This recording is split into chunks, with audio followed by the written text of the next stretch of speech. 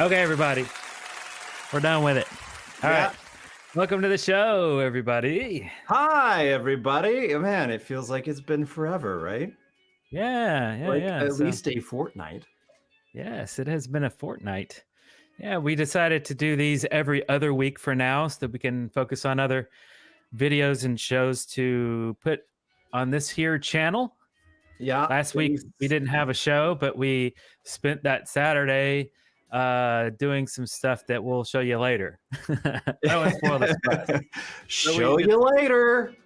Yeah. So, and this week I got a frosty mug.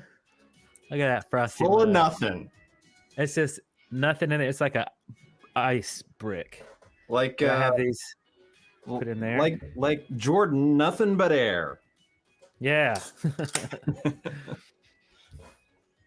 All right. Let's see if I can. All right, here we go. The old pouring of the Bud Lights.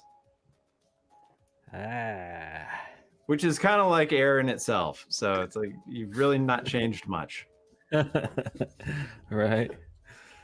So yeah, here we are. It is big shout out to everybody. Hi everybody in the chat room. I know okay, mildly Jessica. She's there. We've got Angela Linderman. Hiya. Who else? David Harding. What's up? It's only half full. The other half is just foam. You're very optimistic.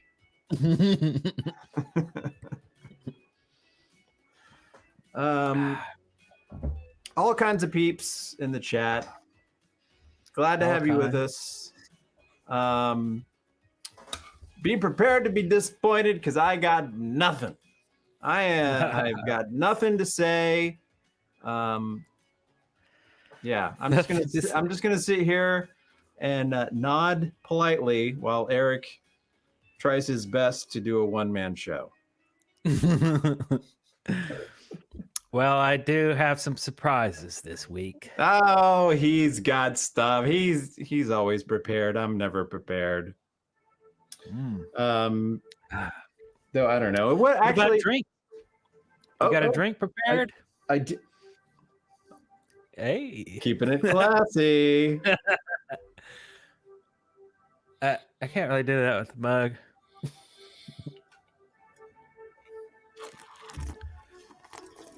Wait, what does the finger do in the ear? Is that a thing?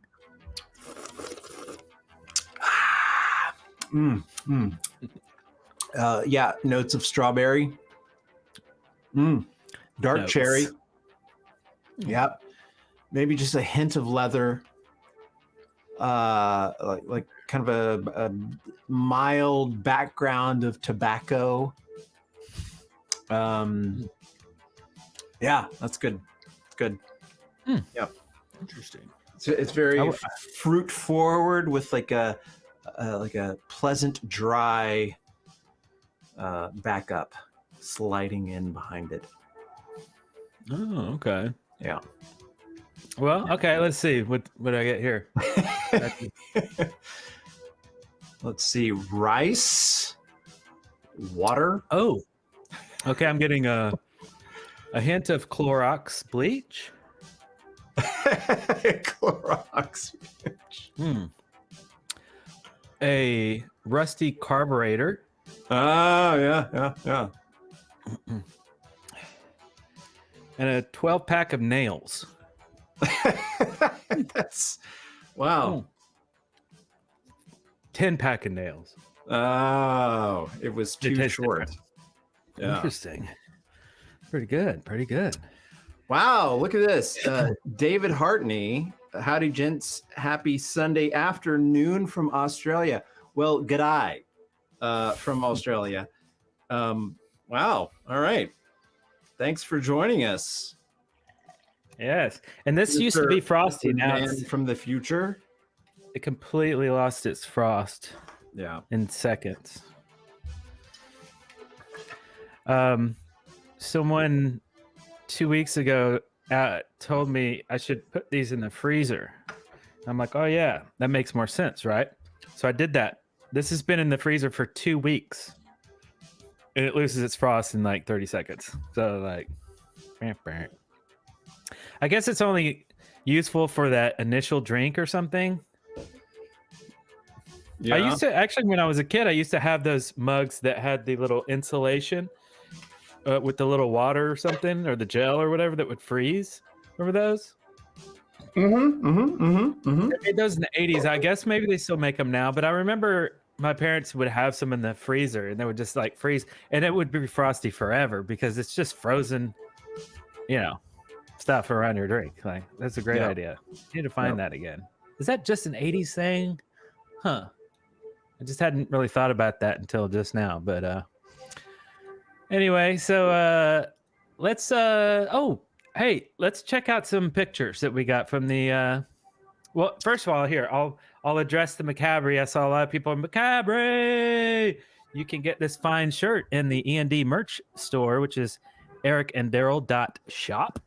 That's right. This is a design near and dear to my heart because we all like kind of designed it together, and yeah, it was a team effort. Yeah, you go to ericanddarrell.shop. And at least you can go and like zoom in on it and see the detail and stuff. So, because there's like a little tombstone. And anyway, so yeah. The second thing I wanted to address was that we have a Facebook group on Facebook. We do? Since when? We figured the best place to have a Facebook group was Facebook, so we went ahead and created it there. You know, I mean, you tried to do it on Yahoo, and I don't know, it just doesn't work as well. Yeah, it's awkward. So go check that out. But the reason I bring it up is because we had some cool pictures coming out. People like to share pictures all the time, and we always just kind of goof off during the week with memes and whatever. Pictures of people when they're young, people just post random stuff, and that's exactly what the group is for, I guess. So anyway, this is pretty cool from Jared Frank, this epic shot. That's so freaking cool. So that's one of our shirts that you get in the store, the Master of Rackets shirt, and he's wearing it on freaking stage with Gene Simmons. That's insane. So was he on the cruise? Yeah. Cruise? Okay. Yeah. Cruise. Mm-hmm. Yeah. Freaking great. JBJ, don't you guys have a YouTube channel here on YouTube too? Yes, we do. So anyway, yeah. And here's another one that I forgot to mention. Joel is a really cool. He's been subscribed. He's been in the group since like day one, probably, and does amazing Photoshop stuff. Yeah, he does really good graphic art and Photoshop stuff. And boom, he made a sweet ad. It's just like kind of in the background. That's so cool, right? He's like actually wearing a shirt, like in the foreground. I mean, it's a great layout. I love it. And we were joking. It's like, you can only put 6 hours, maybe 8 hours of E&D lives on there if it's recorded at SLP. And even so, you're only putting maybe 2 episodes. And definitely not that big long. How long did we do that one time? Was it like I think our longest one was 7 hours. 7 hours? Okay. Yeah. So, but it also comes with the bonus Ocean Man music video. Okay. Oh, season 1. This is season 1. Okay. So anyway, love that. It's really freaking cool. Call now. Sweet. Nice. So it's messing around with lots of little apps and stuff in my I don't know what you call it, in my journey to figure out what medium I want an Eric and Darrell animation to be in, like a cartoon. Is it going to be hand drawn cells? Is it going to be 3D? Is it going to be, what is it going to be? So I'm just always kind of messing around with little experimental stuff and downloading apps and just trying them and whatever. Well, my Amazon Echo is talking in another room. I was like, what did he get distracted by? What's that? That was freaky. They always just start talking. They're like, anyway. So anyway, I'll just cut to this and I won't give you any setup, but we'll talk about it in a second. Here it is. In life that are important to you, okay? So what I really am trying to say is I'm trying to say what is your altitude? No, that's not what I'm saying. Forget about the altitude trash. I'm trying to ask you how many videotapes do you have? That's what I'm trying to ask you in life. Enough. But you see, okay, I'll get down to the basics. I had 50, but then I had to spite them, okay? And that caused problems because when I did that, I had to form spitting partners. Spitting partners. Spitting partners. So that was just a random clip from something that we did when we were both 13, I guess. And so I wanted to see what the Pixar / Disney filter, whatever, kind of looks like. I think it looks great. It's tracked actually very good for low resolution stuff. It is frightening how good it is. Right? Because your hands put over your face too, and even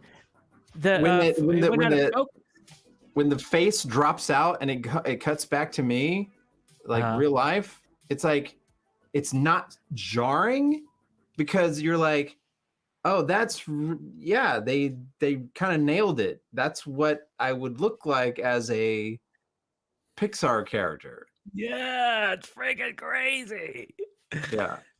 So like, obviously the tracking and everything is perfect, but the hands going over the face, and when the camera went out of focus for a second, and it goes back into focus, it was just an auto focus error. When it did that, the graphics of the face were out of focus too at the same rate. And I was like, wow. I mean, so they have to tracking detect stuff is getting insane. Right. So they're not just detecting light and position, but also the focus. I was like, that is amazing. So, I mean, without a doubt, we can have some sort of Manny's got it right. skit. You need to run that effect on the Metalhead Teens in a record store. So I ran a different one on him. I should have done that one, but I ran an anime one on him. And it was amazing. I don't think I saved it. So in the anime one does super well. Like it did super well with me and you. Yeah. And then I was like, I got to see Larry. And sure enough, it's so anime. And he's like whipping his hair around and stuff. And it's tracking. So I didn't say that because honestly, I didn't think that I would show any. I didn't know that I would address this, but I'll actually make some more stuff for next week. But yeah, it's crazy. It's really neat. And so what I did there was I did all of that with Snapchat, that Snap camera for Windows. Oh, that's right. You were telling me about that. You got it to where you could feed it a video as opposed to a live video, a pre-recorded video to a live video. Yeah, because Snap camera only accepts live video. And I was like, no, I need to send it pre-recorded stuff. So I had to create a virtual camera with an app called Split Cam. So if anybody ever wants to do that, download Split Cam. It starts a virtual camera, and then just start up your Snap camera stuff, and then just select that input. It's real easy, and then you can just play video all day long. You can do like movies, whatever. I mean, Couldn't you have done that through OBS? No, OBS is a different type of virtual camera that uses some sort of I don't know. It's a different. It's like OpenGL versus DirectX. It's like two different types of technologies. So because I was all over Reddit looking, and everybody's complaining too. They're like, "Yeah, man, it doesn't work," and I'm like, So that's why I went for Split Cam, which is free, so it doesn't matter. Anyway, got that figured out. And now we can do some skits. We can redo some old skits. We could just do crazy stuff. The Pixar is definitely awesome, but definitely you guys are going to see the anime one. That one, it just blew me away. Freaking insane. Just raw, like, just like, wow. So yeah, that's pretty cool. Also, I did a couple other little interesting, fun things with apps and stuff. And then here's a picture. Have you ever used FaceApp, Darrell? FaceApp. Yeah, it's just called FaceApp. It's real generic. All it does is it has AI filters, so it figures out what you look like when you're old, when you're. Oh yeah, that was like super hot for a second. Like exactly, it came and went. Ago. Yeah, right. I never did it. No. Well, I did, so now you get to see. So I wanted to come back to it because this ties in with something I showed you guys on a Eric and Darrell Live a month ago or two, when I was hand animating over our faces, like with Wildos, and I had that like that nose that you kept laughing about. So yeah, the idea was to create a few frames of us as older people, and then using those to tween your animation. So I had to go back to FaceApp and reinstall that and kind of look at that. Oh, what is that? Rodney Strong Vineyards, Russian River Valley. This is from Oregon. Oh, fancy. It's a Pinot Noir. Oh, I like those. That's my fave. Is that the one with leather and yeah, this is the one I've been drinking. I never tasted anything with leather before. Okay, so here's a quick picture of just what it FaceApp looks. That's me as a kid, apparently, standing right here in the same room. I'm like, okay, that looks realistic and all, but it doesn't really look like me as a kid. It's weird. So, is that weird? So I don't know. Yeah, right. It's like, who is that person? Who's that dude? Right? That's not Eric. It's very weird. So, No, so weird. I'm wearing them. I was wearing a button up over my shirt earlier today, but that was just me today. I mean, clearly they just posted some other person's face over yours. Right. It took features like, I think my nose is about the same. My eyes are the same. My mouth, my lips are completely different because I guess it had to remove my beard. So I don't know. It's weird. But anyway, here's one of me old. This one's really creepy, dude. I know.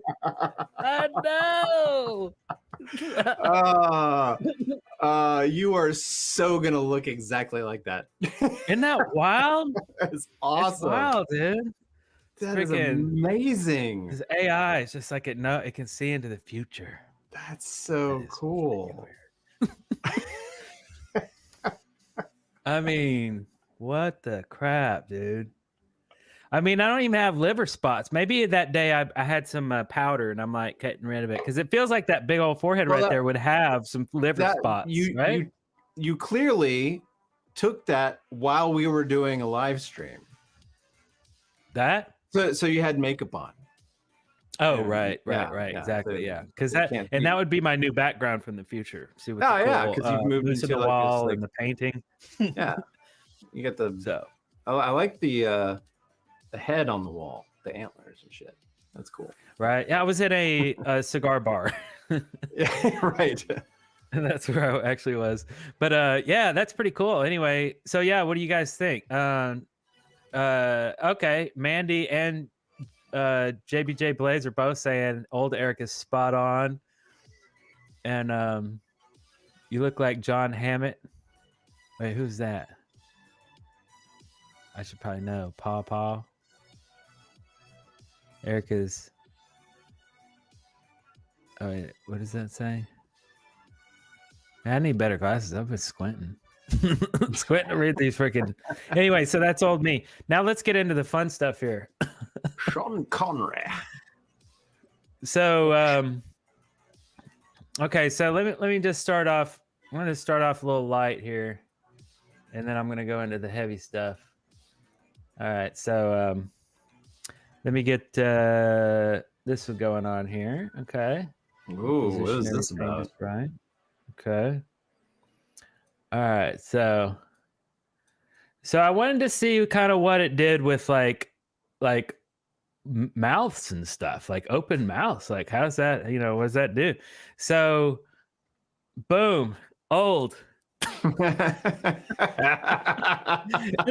kind of epic, though. Really, I'm like, okay, that's Yeah, you look kind of cool. badass. Right? Like that's a cool old dude. Right? That's awesome. Yeah. I'm like, all right. I mean, I wouldn't be. I think the beard is filled out a little bit more. Uh-huh. It's a little bit longer, but Yeah, looks like the teeth are still in good shape. I mean, or maybe they're dentures. I don't know. Never know, but they look all right. So that's pretty honestly, epic. you kind of look like John Dodd there. Ah, yeah, I was gonna say that's true. I don't know. Hey, John, if you're watching this, or if you're not, we'll hit you up. You should take this picture and send it to us, and let's contrast and compare. I know his beard's a lot bigger, but I just want to see John doing that pose. Right. That's pretty awesome. Yeah, so Tommy Chong Wooden. Oh yeah, it does look like Chong. Hey man, wow. Oh, open up. It's weird. Go back and forth. Yo, man, it's Dave. Who? It's Dave. Open up. Dave doesn't live here. Oh man, I'm Dave. Come on, open up the door. Who? Ooh. So Dave's not here. FaceApp, it also changes your gender too. So that's me as a girl. I mean, no. And it still does the mouth okay. Maybe kind of. I mean, on this one, it's a little more noticeable. On the old man one, it's great. It's perfect. The shape of the face has completely changed. That's it's the cheek is bulging out for her because of the beard, and it was like, and then now it's kind of crooked with I don't know, the chin is crooked or something. Hey, Rio White, thanks for the sub. Yeah, thanks, Rio. Enjoy yourself. Enjoy yourself. So, but she has like kind of a hairy arm. It's kind of weird looking arm. Right? It's like the hand is kind of, I don't know, it's a little more hair than you. Millennial Erica. But anyway, Millennial Erica. But anyway, let's move on to Darrell. Oh God. Why this picture? Because it was it has to be some sort of straight on. It has to be somewhat clear, and so I was like, all right. I don't even remember what this is from. I don't know. But clearly, I'm hung the fuck over. You ready to see Old Man D? Great. Here we go.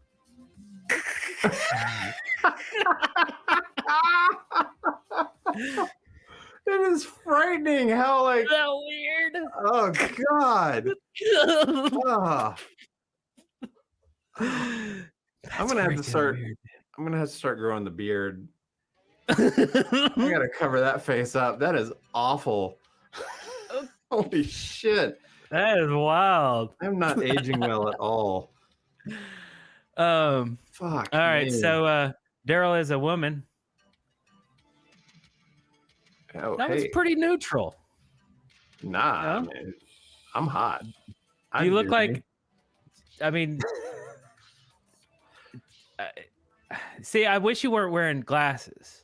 Did the glasses change? Oh, the glasses change. Don't go back to the old man. Come on. No. Yeah, keep it on her. I think the glasses got bigger for her for some reason, just like, I don't know, bigger style glasses, but yeah. Interesting. Very, very interesting. Fascinating. So yeah. That's basically it. I have another set here that I took both of us because I thought, hey, wouldn't it be cool to do like a combo set? So Uh-oh. FaceApp doesn't let you do two, so you can do one and then save the picture, take it back, and then do the other one. So that's what I did for these. yeah. But it's great because you can see us both age at the same time. It's really awesome. Okay, so check this one out. Okay, so this is the control picture, right? This is the first one. Oh, the okay. original. This is from that place in Florida. Yeah. Yeah, and this is just a real simple. I wanted to find a nice simple one of us just looking at the camera, real simple. Like, yeah, let me zoom in a little bit.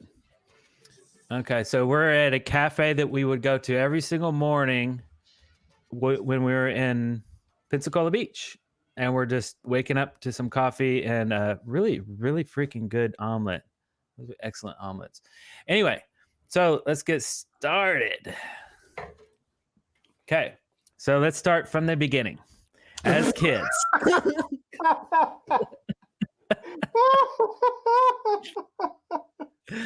There's that weird me again. Like, that's weird. Oh my and then God. Darrell's like hair was not like that when he was a kid, but that might be what it would be like now growing up, right? That's kind of more like, and my hair was absolutely not like that.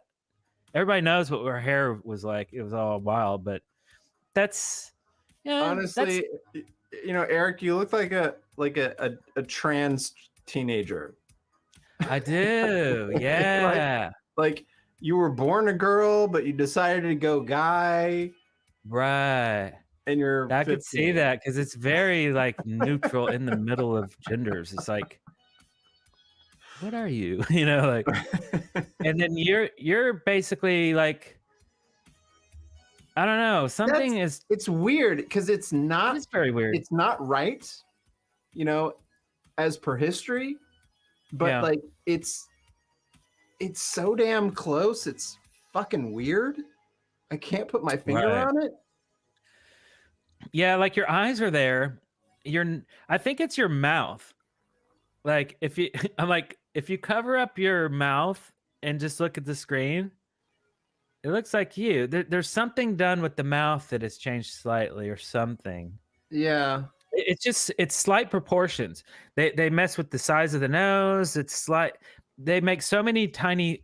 Yeah, and also like if I you'd have to like shrink the entire body by like 20%. Oh yeah, because they kept your arms fucking skinny, right? Right. When I was that age. Yeah. Like I was a beanpole. I was really tall and super skinny. But yeah, like the shoulders and arms are like, a much bigger, like older man's. Yeah. It's like this. Yeah. Yeah. I think like if there was a FaceApp that would do more than the face. Darrell Bieber and Pat from SNL. Bieber. Yeah, I do kind of look like Justin Bieber there. That's nice. Scary. Okay, the next one, we're about to get old. You want to get old real quick? Let's get old. Let's do it. Boom.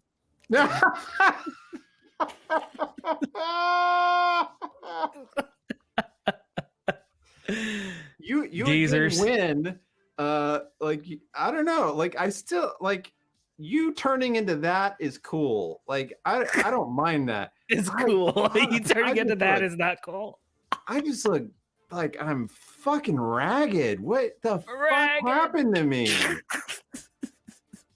I was rode hard and hung up wet. Fuck. That's pretty awesome. And I'm so look. You're like at least like kind of you can see the happiness in there. The happiness. Like, disappointed with everything that's ever happened. Like I'm really. This is where I ended up. Right. You're like, woke up this morning. That sucked. It was. Maybe tomorrow will be different. Yeah. Wow. Fucking get this over with already. Okay. Oh, Papa Smoke said Eric is Mr. Miyagi. Hey. Yeah, I can see that. Yeah, wipe on, wipe off, wash on, wash off. Okay, so that's pretty good. There's 2 settings for oldness. You can bush out beards. You can make them a little older or something. I don't really know what it is, but it was basically like old 1 and old 2. So I was like, okay, sure. Old 2 gives Darrell a beard and makes my beard bigger. I don't know. But wait, Anyway, here it is. It just gave me like Yeah, not some even scraggly. a full goatee. It's just like a half-assed kind of goatee thing. Right, like you're just too depressed to even Like they were saying, I to just even given up. shave. I just You're gave just like, up. I just don't care anymore. Yeah, fuck this. Oh, so maybe I Darrell with only a beard shave. is I only shave the better. top part because that's as much as I can care. I'm just like, All right. whatever. Okay, here's the next one. Hey. Hey, see, that Okay. covers things up a bit. Yeah. Makes me look a little more distinguished. Yeah. My beard got bigger, but it's basically the same. Yeah. I just have a couple little sprigs on the top of my head basically. I would Yeah. assume I'd be actually bald at that point. Like my Completely dad and gone. grandfather and all my uncles And mostly. all your forebears before you. Yeah. So like, but you know, actually up against that light, it does look like I'm bald. So I do like that. I do like that look. That's pretty cool. So yeah. Wax on, wax off. Mandy. Oh, what I said? How I said wipe on, wipe off. I was like cleaning a toilet. Wipe on, wipe off. Okay. The next one here is us as girls. Whoa! Yeah. Weird. Fuck. It's like an alternate universe when we were born as females. We're still Hell hanging yeah. out. I as like it. Erica and Darrell. Huh? You know, this is a girl, Darrell Hannah, right? Yeah, Darrell. Yeah, I'm fucking hot. Holy shit. That's So funny. I'm kind of worried about myself. I've kind of got that like porn girl look. Oh yeah, she is a No, little what do I little- do for a living here? Instagram selfie kind of girl. Yeah. Violator said I'd smash. Joey said Eric is a hot girl. 2 girls in a cup. Erica and Danielle. Oh, there you go. Hey, Tracy. Darrell is Alyssa Milano. Okay, I can see that a little bit, but with blonde hair. Bruce Yeah, she has Jenner. blonde hair. I guess she does now, maybe. Oh, maybe I haven't seen her in ages. But yeah. Is it gay to want Eric? I mean, this is alternate universe Eric, so no, I don't guess there's anything wrong with it. Although it's very strange anyway, but who knows? No. Anyway, so yeah, that's crazy, dude. Oh yeah, and that girl on the right, the blonde chick, has really hairy arms. I don't know, like I know. I'm like, yeah. does she work out? That is too funny. OnlyFans. Yeah. All right. Well, that was certainly a trip. That was certainly something. So maybe this should be a regular segment. I feel like these are awesome. That's so fucked up. Oh boy. You been watching any TV recently? I watched a movie last night, a 2021 feature, Hollywood Spectacular, with lots of AAA actors. I have not done that in probably 2 years. I honestly can't think of the last AAA action flick with big stars that have even come out, you know. But I enjoyed it, but it was super cliche, lots of tropes. But it was called Red Notice. No. You heard of it? No. That's Ryan Reynolds. Really? Ryan Reynolds and Dwayne Johnson. So shit. Super AAA, right? Yeah. And it was a action comedy, and they're both duos. You know, a cop, a bad guy, good guy, bad guy, and they team up and they do stuff. And it was, I mean, the plot was super cheese. But the dialogue, like Ryan Reynolds is obviously like, sarcastic humor and stuff. And like, he was basically Deadpool in this whole movie. It was just funny quips, little one-liners, and, it was funny. It was okay. But yeah, I had a good time with it. Yeah. It wasn't like overly like, agenda-y either, anything weird, so it's just like just fun stuff. But I was gonna watch something 80s last night actually, just so I could talk about it today, and I'm like looking around for something, like I want to watch something I haven't seen, and then Red Notice just kept catching my eye, and I was like, all right, fine, we'll watch something from this year. So that's pretty cool. But next time I'm definitely gonna dive back into I'm still looking for a good copy of St. Elmo's Fire. So if you see one on the street, let me know. Oh yeah. Yeah, that's something that we both need to see. Yeah. Because the song is awesome. Yeah. So we live in this fantastical world where we have access to like just about any form of filmed entertainment in the entire world. It's crazy. You can see things from any country now. When we were growing up, it was just like whatever was dished out to you on American television. But now, I know I watch a lot of like British shows and stuff like that on Amazon's streaming service, because I like they're really big into their mysteries and like cop shows and stuff like that. And so I love me a good British detective show. Okay. Yeah. But I've now stretched out into other areas of the world, still Commonwealth, mind you, still British Empire, but recently got into this Australian show featuring none other than Lucy Lawless, who I know you used to love a show, Xena Warrior Princess. Yeah, Xena and freaking Hercules. Yeah, right, Yeah, right. totally. But she did this show called My Life is Murder, where she plays this former police detective who retired but gets drawn back into the game. And right. Interesting. Yeah, so it's a lot of fun. It's a recent show. It's from like 2019. Okay. It's so she's married to Robert Tappert, who is the producer for Xena. Yeah. Right. And also, the producer of like Evil Dead 1 and 2 and 3.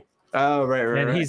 he's best buds with Sam Raimi and Bruce Campbell. Mhm. So they're all in the same kind of hanging out family. So when Rob hangs out with Bruce and Lucy hangs out, that's their grouping.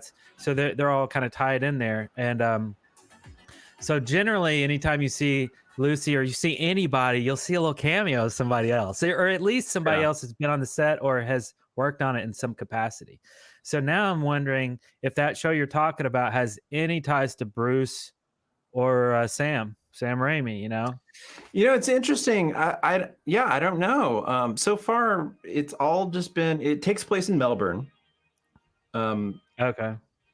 Which is it's kind of interesting because obviously Lucy Lawless she's from New Zealand. She's a Kiwi. Yeah. So she's over in Australia doing this show. So yeah, I don't know. Which is right down the street, right? Well, like how far is it from each other? It's like an island over, isn't it? I equate New Zealand to Australia as Canada to United States. Oh yeah. Same but different. Or Madagascar to Africa. To mainland Africa. Maybe. Yeah, because it's like a little thing hanging off, next to a big old right This is my map right here. Y'all can print that out and look at it. It's like is your a little finger the dingle dangle. Madagascar? Is that Yeah, my Madagascar? finger's the Okay. Madagascar Yeah, dingle yeah. dangling. And Yeah. here's the long. Yeah. Here's the long. That's more like Africa. There's Africa, and there's the little dingle dangle, which is Madagascar. Dingle dangle. Wiggles. Anyway. It's been funny. Actually, I've been watching this other show, and I can't remember the name of it, but it's also a detective thing. But it's a Kiwi show. It's from New Zealand, and Okay. and for the life of me, for the longest time, I never could like pin down like what is the difference between an Australian accent and a New Zealand accent. And I think I've got it now. The New Zealanders, like, they're very I don't know, the accent is very like sharp, like, hey, how you doing? Okay. Where Australians are more raw, rounded. Yeah, it's more flowy. Yeah, you're right. Yeah. Okay. Yeah, I think that's interesting. I mean, both of those examples from me are terrible examples of those accents, but I think they illustrate the point. If you listen to the two, you'll know what I mean. Right. Yeah. Nice.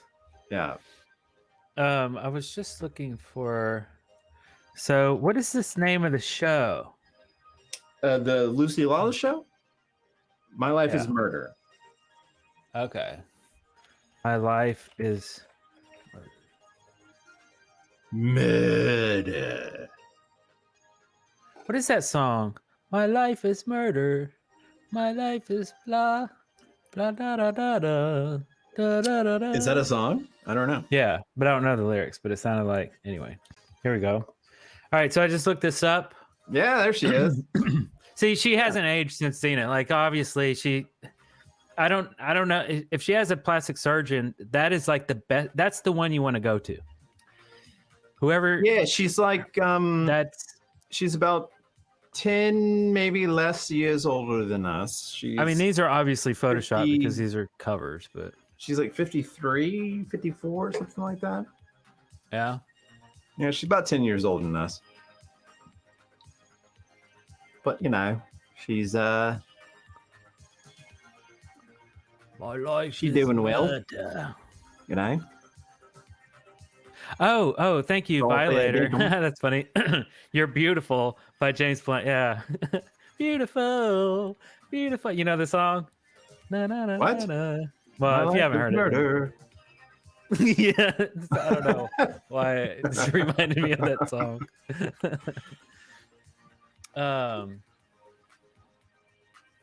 Okay.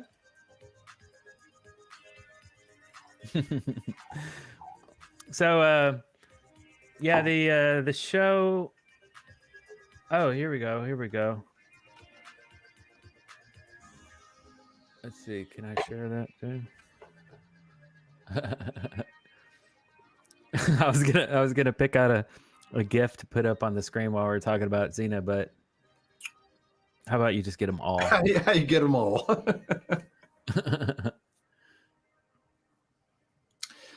I already said she was from New Zealand. I was not suggesting that she is from Australia, though she is doing a show where she plays an Australian from what's Melbourne. she doing in this awesome car right here? What is this? Oh, that's from Evil Dead. Oh yeah, I was gonna say. That's Yeah, from Ash Evil Dead. versus Evil Dead. Yeah. Oh, right. Yeah, see, ties to Bruce Campbell, obviously, in all of them. She just went right in there. So when she popped up, I didn't know she was going to pop up because I don't ever look at any news, any reviews, anything when there's an Evil Dead series live on TV. I'm like, nope, I want no outward. You want influence. nothing. You just want to. Yeah, I want that. And then after it's over, I'll dive all into it. But when she popped up, I was like, figures. I wasn't even shocked. I'm like, oh, cool. Okay. Like, all right, where's this going? When her character comes in, I'm like, all right. If Ted Raimi jumps in too, I'm like, obviously Ted Raimi. He's brothers to Sam Raimi. Ted has also been in Xena, both Xena and Hercules. and he's just a brother, but he's hilarious, and he's an actor too. And so anyway, good stuff. So I'm kind of waiting for the next big kind of blowout of the whole Michigan gang to get together and do something new. Ooh, what is this? The Almighty Johnsons, another New Zealand show. New Zealand show. I'll have to look that up. A couple of years ago, I got into this Australian show called Rake, which I love. It jumped the shark. It went off the rails, but man, those first couple of seasons of Rake were fucking brilliant. So good. It was this perfect mix. I love shows like this. I love shows where the main character is really this despicable, can't get his shit together person. And yet you just love him. You love him. You just fall in love with him. Yes, they did an American version. Fucking, I've never seen it, but I mean, and don't get me wrong, Greg Kinnear has done some great stuff. But this guy, Greg Kinnear. No, not that. So it's like The Office. Mate, come on, mate. Watch the Australian version. Right. So good. So good. Such a good show. So what kind of humor is it? Is it like House humor? Remember House? I would put it in the Californication. Did you ever see that? I never watched it. I remember when it came out, but I never watched those. I would say it's very in that wheelhouse. Oh, that's the American. Okay. I'd have to just check it out then. What is it streaming on? It was on Netflix. Oh, okay. So Hopefully no Greg still is. Kinnear? Yeah, well, I've never seen that version. It could be good. I don't know, but I don't think it lasted very long. So we get a picture of a rake. That's kind of cool. What is that? Like a tick It's comb? like a small rake for your face. Little face rake. Okay. Face rake. Weird. So rake. So did you binge those, or are you just kind of watching? When I discovered it, yeah, it was like one of those things. Like I was like up late at night, and I came across it. I was like, "What the? All right, I don't have anything else to do. I'll watch this." Watched the first episode. I was like, all night long. Yeah. All night long. So I see a question from Joey. Xena or Hercules? I would go Hercules for sure. I was much more a Hercules fan. I met Kevin Sorbo the one time, kind of. He shook his hand and got a 8x10 and got him to sign something. Was it a disappointing situation? But it was cool. Here, I'll show you a picture of it. But I love Bruce Campbell's. I mean, it's where all the lore came from, right? It was Hercules. Xena spun off from that. So, the King of Thieves and all of the different characters came from Hercules. So that was first. But I just fell in love with the whole thing. It was just, I don't know. It's cheesy. I love stuff that's cheesy. Obviously it's not trying to be real. It doesn't take itself seriously. I don't know, but it's just awesome. Like I always love that series.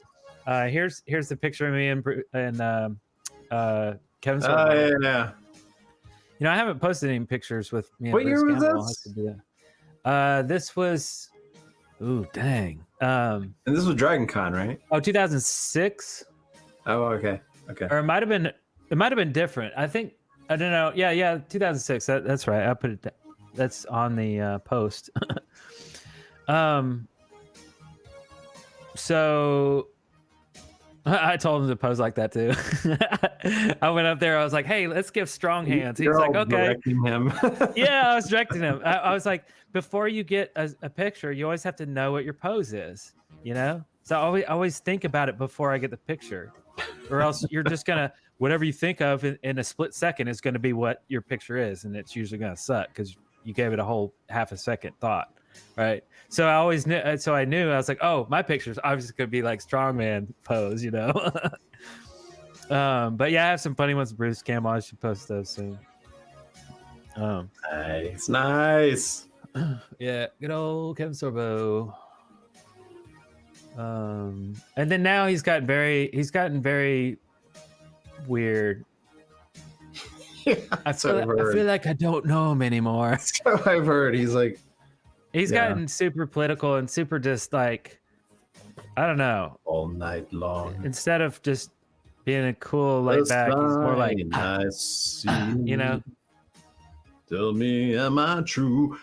I don't know what that has to do with anything. Why is she bringing up that song All Night Long by Peter Murphy? Which is like one of my favorite Peter Murphy songs. Lionel Richie. All night long, all night, all night, all night, all night long, all night, all night, all night long, all night.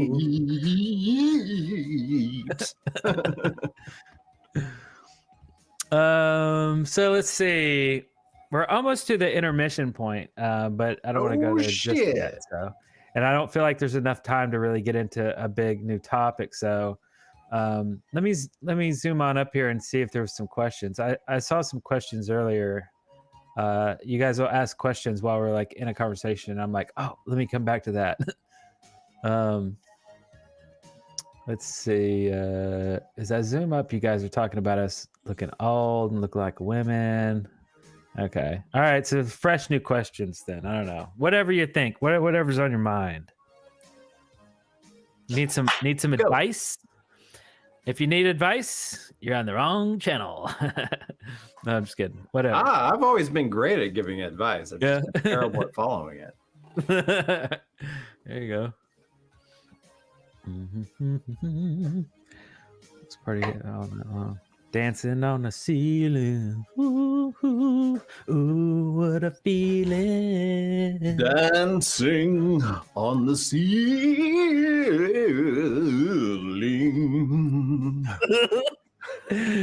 That's like a super weird runs that he has there. But yeah, that's what he does. Did you guys get your COVID shot? Oh yeah. We don't want to talk about disease and medical issues. Give us something fun to talk about. Ever seen Near Dark? Wait, what is it? What is Near Dark? Near Dark. Now I gotta look it up. What is I don't know, have you Dark? watched the new season of The Movies That Made Us? You mentioned that it was coming out, and I have not. I have forgotten, and I have not watched it yet. Yeah. So we talked about this last a fortnight ago. Yeah. Yeah. This is okay, let me see. Movies that made us. Okay, so this one had all of the Halloween, Friday the 13th, Nightmare on Elm Street, Aliens, RoboCop. Yeah, so I ended up watching like every single one. And what was that? So yeah, I watched them all. Oh no, there's two missing. Like I haven't watched the Christmas ones because man, it's so painful to watch anything Christmas when it's not Christmas, right? So it's like Christmas content really suffers because it's only relevant for like 1 month, and after that, you're just like, give me away, or at least I am like that. But yeah, I love those behind the scenes stuff, and just in time for Halloween, right? All 4 of those horror movie episodes came out right before Halloween, which we talked about that a lot on our Halloween episode. If you haven't seen last or 2 weeks ago Halloween episode called Eat, Drink, and Be Scary, that's a good one. Hey, at least scrub through it and check and take a look at our Halloween costumes. We have 2 of them. We changed after the intermission, but yeah, Tracy binged it too. Yeah, it's hard not to. Let's see. I have a question. Has Eric and Darrell? Oh, that's a weird one too. We don't need to talk about that. Huge Lance Erickson fan. Oh yeah, Near Dark. What was Near Dark? I like how we asked them to ask us questions, and every time they do, we're just like, "Dude, that one sucks." Nah. Okay. Next. Nah. Yeah. Next. Okay, here we go. Oh, 1987. 87. 87. Near Dark. Here we go. Near Dark. Pray for Ooh. Daylight. A Pray for full-blooded daylight. vampire movie. Oh yeah. 87. Dang, you know, that one got past me somehow. I guess I just... Oh, I know that guy on the left there. Original soundtrack by Tangerine Dream? What? Are you kidding me? Why wouldn't I have seen that? We both love Tangerine. We know Dream. that. Hell yeah. I mean, I missed it. I that's one I'll have to check out then. So yeah, I can only thanks guess for- what it sounds like. Oh.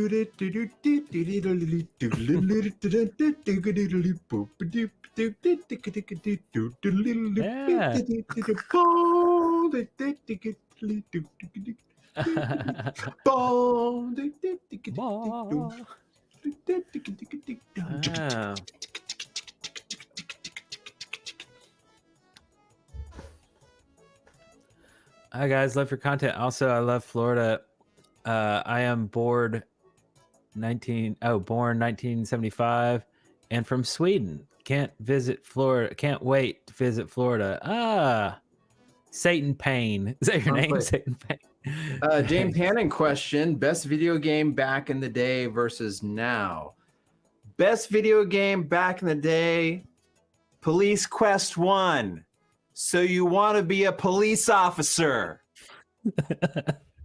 Right. That's what I'm I still have playing. this- I'm playing Police Quest 1. So you want to be a police officer. Nice. I'm playing it. I'm playing Police Quest 1. So you want to be a police officer. Oh man, this is kind of sad. So I did a search for Police Quest Yeah. gifts. I mean, see, we're living in 2021. We're so far past Sierra that only one Yeah. comes up, and it's not even the right game. It's It's Space Quest 3. So, Look at the graphics on 3. and it's definitely not the best GIF. I definitely you could make better GIFs. You could have like the flats. The what is it? The dun dun dun dun dun dun dun dun dun dun. Dun. You know, remember that? With the yeah. was it Syrian flats? How do you spell Syrian Flats. Syrian Yeah, flats. At the bar, and it was like Yeah, like ZZ Top. playing. ZZ Top and the Blues Brothers. Yeah. The Blues Brothers. Here it is. Boom. Syrian Flats. Yeah. And see, the whole that's basically a Tatooine. I fucking hated that arcade part tiny that you had to do to get there Oh yeah. to avoid the rocks, and it just kept going on and on. Yeah. It was obnoxious. Oh, the spiders too. Yeah, there was some annoying parts with navigating the actual place, but yeah, man. See, that'd be a good animated GIF. I'll make that GIF myself, and I'll put it on the show, so we can just see those two guys dancing. You know.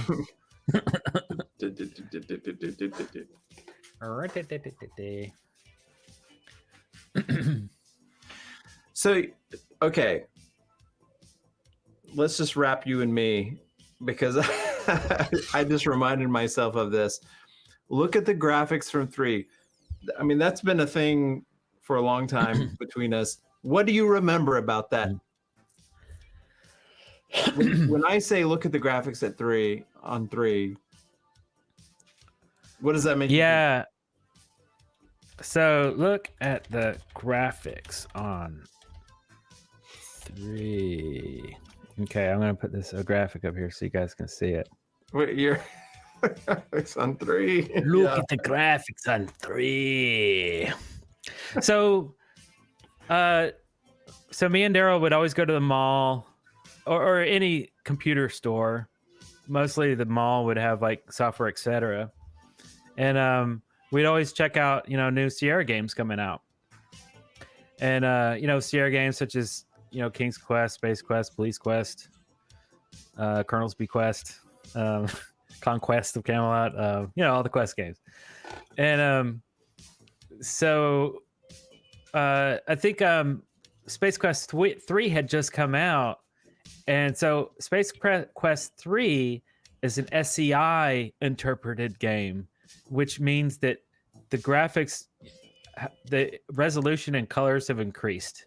So you don't have to have a better computer per se. It was the technology behind the game itself that allowed more pixels, basically more colors. So Space Quest 1 and 2 were like ding ding ding ding ding ding. Space Quest 3 was like and it may have been their first one. Yeah, I think it might have been. It might have been the very first SCI game. So this one had like actual cutscenes that were like full screen. Here, I'll cut to one. See Volhan No, that's actually Space Quest 2. Yeah. Oh, here we go. No, that's Space Quest. That's Space Quest 2. Dang, I need Space Quest 3 then. That's Space Quest 3. Oh yeah, look at that. Space Quest 3. Space Quest 3. Yeah. See, look at all the detail with like this one. I think that was one of the pictures that made us go, "Oh my god!" And I picked up the box. And was it me or you that said it? I don't know. I said it. But you said it, and you're like looking at the back of the box, and like pictures like that were on it that you're looking at right there. I'll point to it, Frank. And he's like, "Look at the graphics on 3." Maybe you didn't say it like that, but look at the graphics on 3. Like this is a revolution. I'm pretty sure we were at the library, the Huntsville Library. Really? I for some reason I remembered. I thought we were at the mall. Yeah, looking at a box. I think we're at the library. I think maybe you had just gotten it or something like that. Okay, and I was showing you the box, maybe. And you handed it to me, and I was like, I was just like completely floored. Like, oh my! Look at the graphics on 3. This is funny. Like my overwhelmed childhood brain at these piddly graphics from 1989. It's been like this seed that is carried for the last 30 something years. Right.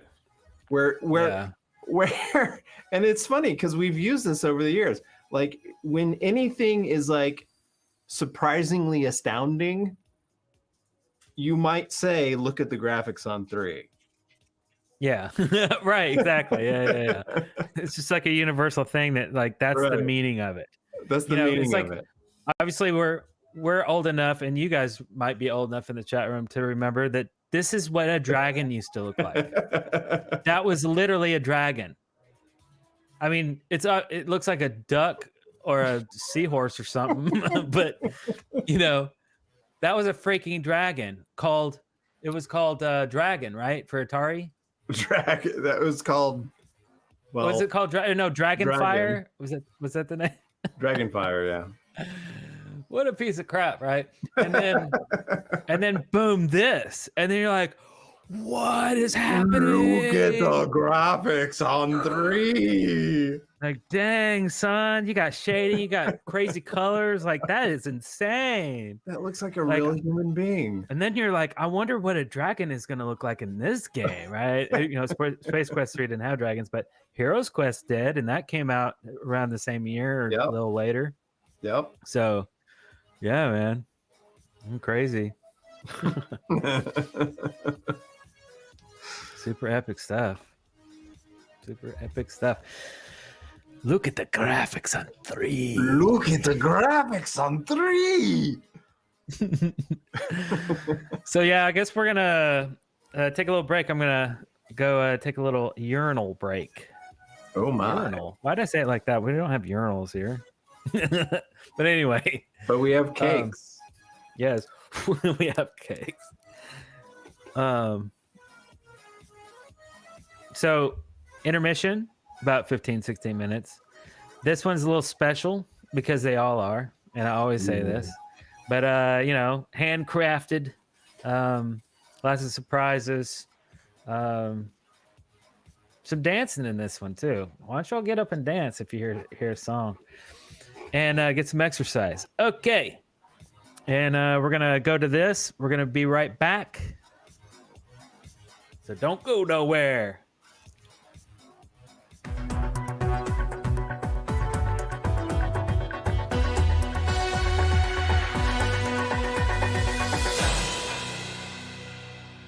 Some jazzercise that'll keep you fit and smiling, sugar. Swing that arm. There you go. Smile, for heaven's sake. Yeah. You ready? Now find that beat. There it is. Oh, yeah. That's good. Ho. Now contract, release, contract, release, contract, release. There you go. Smiling, smiling, smiling. Now to the pelvis. Front, back, push it, pull it, push it, pull it. Yeah. There you go. Now your favorite thing, the hips, sugar. Come on and shake that cute little booty of yours. Ow! If doing things different is your style, Genesee Cream Ale is your brew.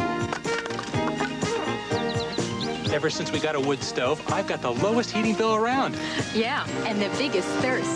Next time that you're thirsty, make Jenny Cream your brew. The taste is something different. It's smoother drinking too. I like it, 'cause there's nothing like it. It's different. Genesee Cream Ale. From out of the distance comes a driver's car. Pontiac 2000 for 1983. A car that takes on the road with a smooth shifting 5-speed transmission with overdrive. The ready response of electronic fuel injection. And the steady whirling power of an overhead cam 4-cylinder engine. Pontiac 2000. Pure driving pleasure. At Pontiac, we build excitement. Not every great movie or great arcade game makes a great home video game. That's why when Mattel Electronics turned Tron into Tron Home Video Games, we made sure the excitement of Tron gameplay found its way into your home. You'll know it the moment you square off against a recognizer, if you last that long. 4 great Tron games, 2 for Intellivision, 2 for Atari 2600. From Mattel Electronics, games as good as we say they are, maybe better. Mountain streams, American dreams, a luxury cruise on the sea. Special friends, long weekends, your dog and MTV. Pop it open, pop it open. MTV. Pop open and MTV. This tastes awful! MTV. We're not known for our good taste.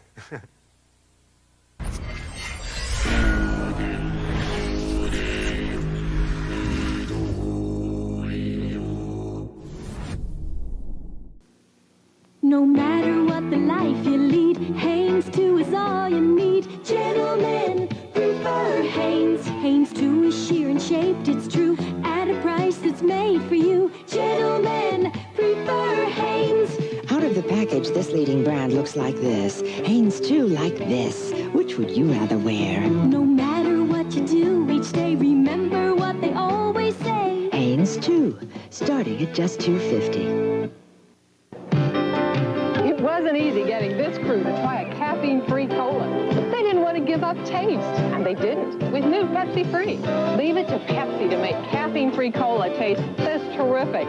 Pepsi Free. There's regular and sugar-free with 1 calorie. I knew they'd like it. The taste is positively Pepsi and it's caffeine-free. Positively Pepsi Free. Pepsi Free. the pictures you missed. Because the flash on your camera wasn't ready. The pictures you missed before the Kodak disc. The Kodak disc camera knows when to flash and can flash again this fast. So you don't have to miss a knee-slapping, hand-clapping, foot-stomping moment. Oh, the pictures you missed before the Kodak disc. The Converse weapon. That's to shoot. That's magic. Do what he was born to do. Maybe so, but that's not all. They let Isaiah play like he's 10 feet tall. For the kind of moves that never fail, the weapon's the choice of Kevin McHale. The same is true for Mark Aguirre. When I wear weapons, I'm on fire. Well, what can the weapons do for King? Well, I can do just about anything. You already know what you did for me. What? I walked away with the MVP. The Converse weapon. The #1 weapon in the NBA. We're gonna play a little b-ball now. You, me, and all of us jazzercisers together. Here we go. You gotta strut your stuff. That's good. You take it out and in. All right, I do it again. That's nice. Come on, a little dribbling right here. Way down, you take it up and back. Take it down. All right, all right. Whoa, yeah. Again now, baby, do it. You gotta do it with us, yeah. It's fun. You're good. Feels good. Okay. Thursday, what do a basketball team and the school's biggest show have in common? Is it legal? Find out on Fame. Then Nell's got something hot cooking on Give Me a Break. And if Diane's marrying Sam's brother, then what's this? Are you as turned on as I am? More. Don't miss Cheers. And then take a stroll on the hottest beat in town, Hill Street Blues. Thursday.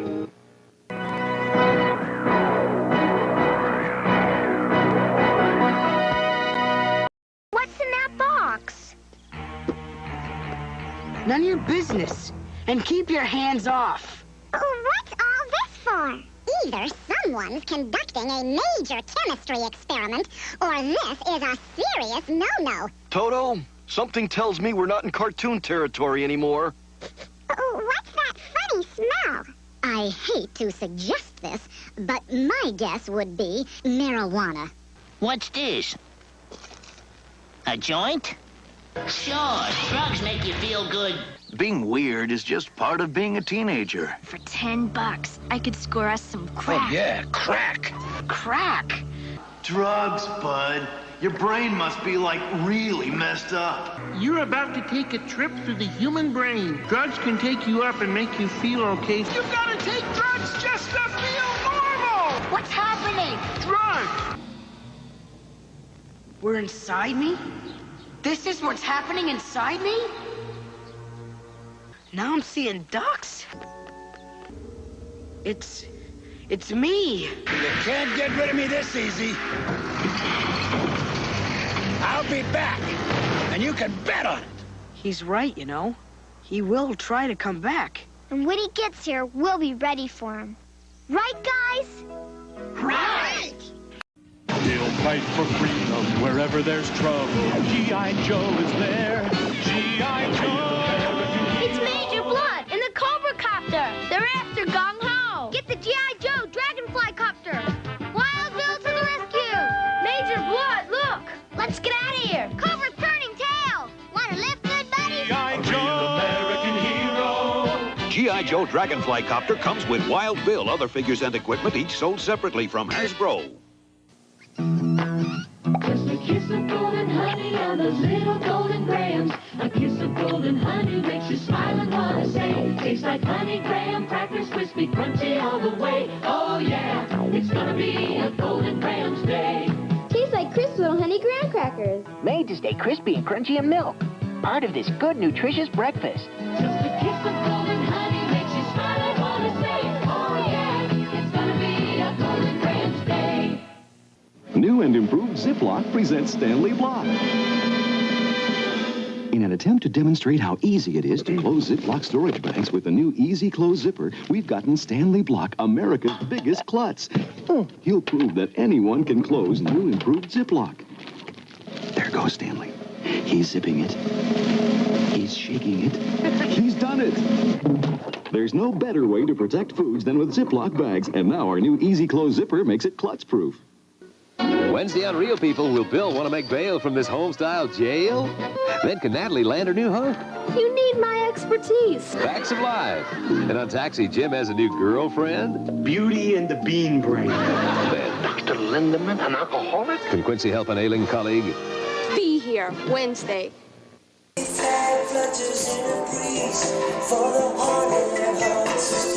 Yeah, whatever.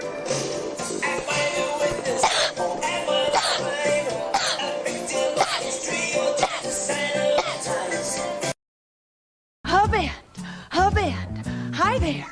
This is a little something to cool you off, I think. I've got these two cute guys behind me, and you'll never guess what they want me to do. Hold it! Look out. They want to be seduced. Can you believe it? Whoa. Yeah. Have you got a couple of cute guys around the house? Then grab them. Come on, and touch. And touch. And touch. And touch. Or a couple of cute girls. That's okay, too. 4:35. Just in case you're feeling outnumbered at noon. Just in case you meet your new in-laws. Just in case all eyes are pinned on you. You got your Dial. Dial, the leading deodorant soap, has twice the active ingredient of the #2 brand. Twice as much. For confidence all day long. Just in case. Maybe you can hold it. Aren't you glad? Use Dial. I've never seen anything like this before. It's Aquafresh. They took the label off to show you what only Aquafresh has. Its triple protection formula. All the cavity-fighting fluoride are the leading paste. All the breath freshener are the leading gel. And gentle cleaners that even remove stained film. Concentrated in one complete toothpaste. What's that, Mom? Aquafresh. Can't you see? Triple protection Aquafresh. A complete toothpaste. For every chicken you ever ate, for every turkey sandwich, for every duck, quail, and pheasant, the birds are back and they're fighting mad in Phoenix, Atari's newest star. You zig, they zag, use your shield, they wait to get you. Shoot a wing, Phoenix grows another, until you face the mothership. Reach for Phoenix. Reach for Atari. What are you two doing here? Just visiting Snoopy. The Jeffersons, Monday through Friday at 5:30 on TV 17.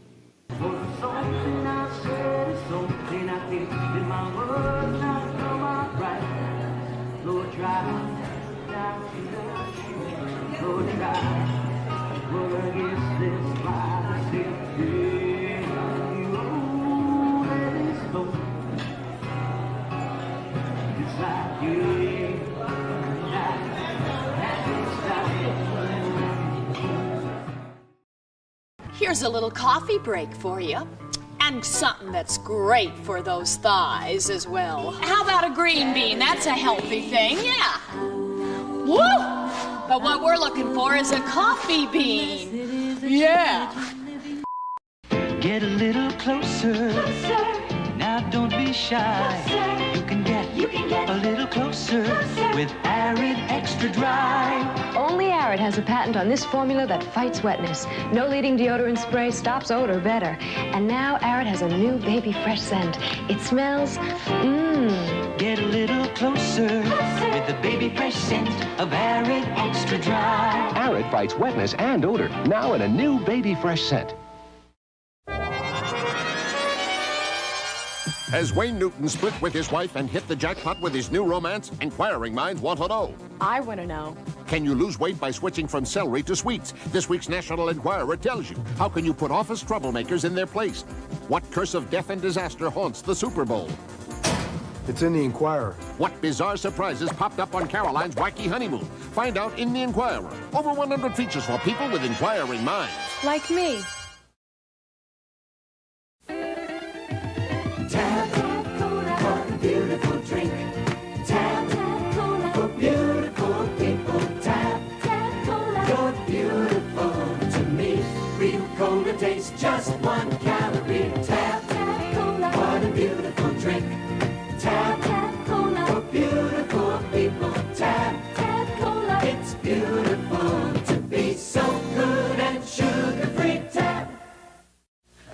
playing daughter roles for so long that people forget I'm grown up with kids of my own.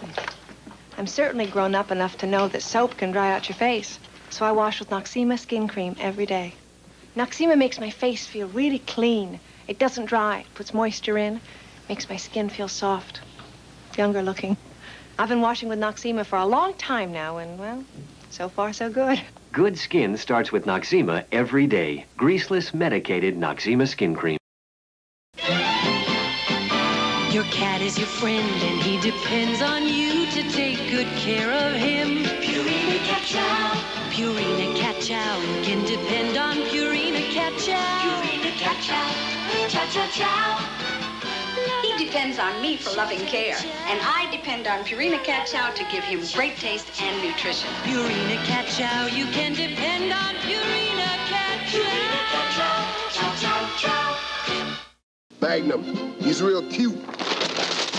For a paper doll, don't be a wimp. Throw away your dollies and watch the A-Team Tuesday.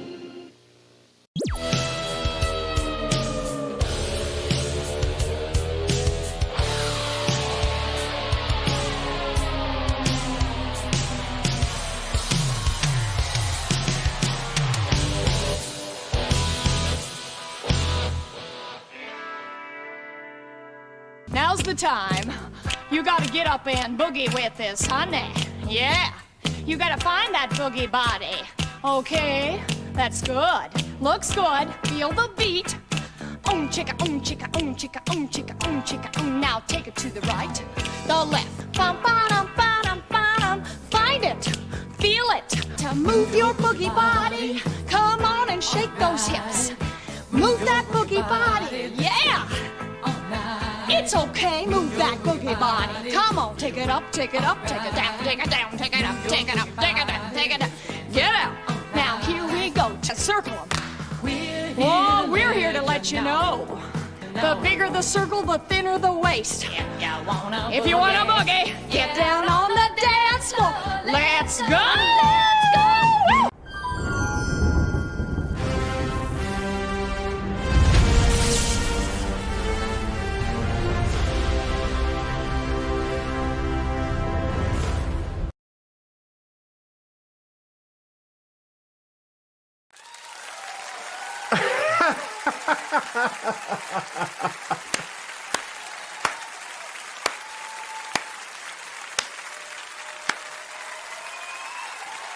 Woo!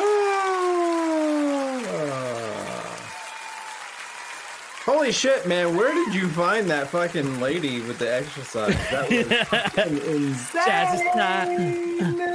insane. Man, I always wondered what jazzercise was all about. That's apparently what we're missing all these years. That's the actual legitimate jazzercise. Yeah, it was yeah. That's probably one of the more extreme, more entertaining ones probably, but yeah, it was all about just, you know, dancing and yelling and really look at you pouring stuff into stuff. Yeah. I'm gonna do the same. I'm gonna match you 1 for 1. All right. I've got my own. It's not frosty, but it's a mug. It's a unique mug. Yeah, it's nice. I like it. It's fancy. Georgia Renaissance Festival. Oh my God. It's still Thriller music from Halloween. Papa Smoke. Papa Smoke. Thank you so much, man. Yeah. Yeah, Papa Smoke. Every time I see the name Papa Smoke, I'm not just like, Dank Kush? Dank Kush. Awesome. Thank you, man. Thank you, man. Yeah, I need to change the music, I think. Yeah, I had it Halloween themed from last time. Right. But, that's right. I've had this mug since 1997. This is from the 1997 Georgia Renaissance Festival. Fancy. Yeah, I have 97. I have 3. I've been to more than 3, but I have 3 mugs. But this is my oldest. It's funny because I remember seeing those, like stuff like that around your apartments and different houses and stuff. Yeah. over the years, but yeah. Oh, but they do one every year. But this is the one I've had the longest. 97. So that makes that what? 97, 2007, 2017. Papa Smoke said that. And then 3 and 4. God damn, that's 24 years. 24 years? Is that right? Yeah, 24 years. Dang. Yeah, I guess so. That's like an adult person. I've had this since an adult 24-year-old. Mm-hmm. Like if you gave birth that year, that being would be 24 years old. Yeah. If it just, came out. Unfortunately, I was not privileged to give birth that year. I have yet to experience that privilege, but I'm hoping one day. Well, the thing is, it's still trying to get out. It has no idea how to get out. It's still in there. It's still stuck. It's like lost. Hello. Yeah, it's just... maybe this year, maybe next year. And he's like, I don't know. Where's the door? Jesus Christ, this place is such a fucking labyrinth. What the hell? Yeah. So let's see. What else was in the a Renaissance man intermission? Was there something else? Do you guys ever notice that I always change the music that we're listening to in that bar? You actually get to see what that bar is. There's a bumper where me and Darrell are just bored sitting around in a bar, and you'll get to see the entire full context with an entire new video coming out on our channel, and you'll see what that's about. So every time we play that bumper, you'll understand the context of it. It's kind of a weird time travel thing. You get to see a little piece, and then you connect. Actually, it's not time travel. It's like a Tarantino flick, right? You get to see the end out of context, and you're like, "Whoa, what's that?" Right. And then you watch the whole movie, and you go, "Oh, okay, I see." Yeah. Spatial context, or like, yeah. I like that spatial context. Context from space. So I wanted to talk about comic books a little bit, maybe. Oh, right. You mentioned this. What's going on with that? So comic books. So we visited a comic book store in 1990.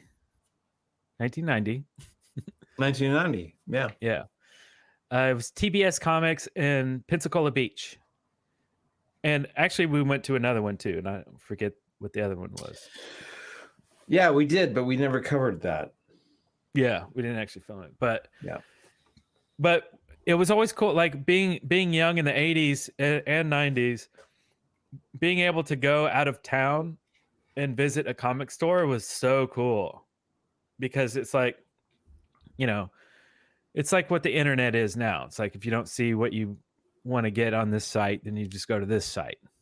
You don't see anything, you go to this site. It's like, well, let me import it from China then. I can't find it in America. And you can do all that just by like not moving, like just barely moving your fingers is all you need to do now, right? But obviously back then it was like, whoa, I get to see what this city and this state or this country has to offer. And I remember going to Europe and going to a comic book store in London, England, just blowing my mind. Like, not only is this like a new little area, but it's a whole new part of the planet. Who knows what's being published over here? Like, I don't even know. Like, maybe they have something that they deem not really worth much, but over here in America where I live, it's worth a lot. Like, how am I going to know? Like, it was so exciting. So anyway, in town, living in Huntsville, we had our favorite comic book stores that we always used to frequent. Several. Usually, several. Usually, you'd go once a week and pick up everything that's recently been published, whatever. But really going out of town was really that really cool, exciting, adventurous thing. Yeah, because you were like, oh, it's gonna be a completely different environment. They're gonna have, it's like a random generator, right? Like every time you go to a new store, it's like a new random generator. Right. Yeah. So it's just gonna be like a new seed, and you go in there, and it's gonna be like you don't know what you're gonna get. Right. Yeah. Yeah. So anyway, we what were your favorite comics back then? That's what I wanted to talk about, kind of almost the evolution of comic. We're gonna keep it short, for I know not everybody's into comic books, but I remember you really liking Wolverine. So I when I first got into comics, it was X-Men. X-Men was on this rack. It was a shitty gas station store up the street from my house, and they had one rack, spinning rack, metal, you spin around. Yeah. And this is like a convenience store. I haven't seen those in forever. Yeah, I know exactly. People go in here to get beer. They're not in here to buy comics. They had one little fucking spinning rack, metal piece of shit, noisy thing.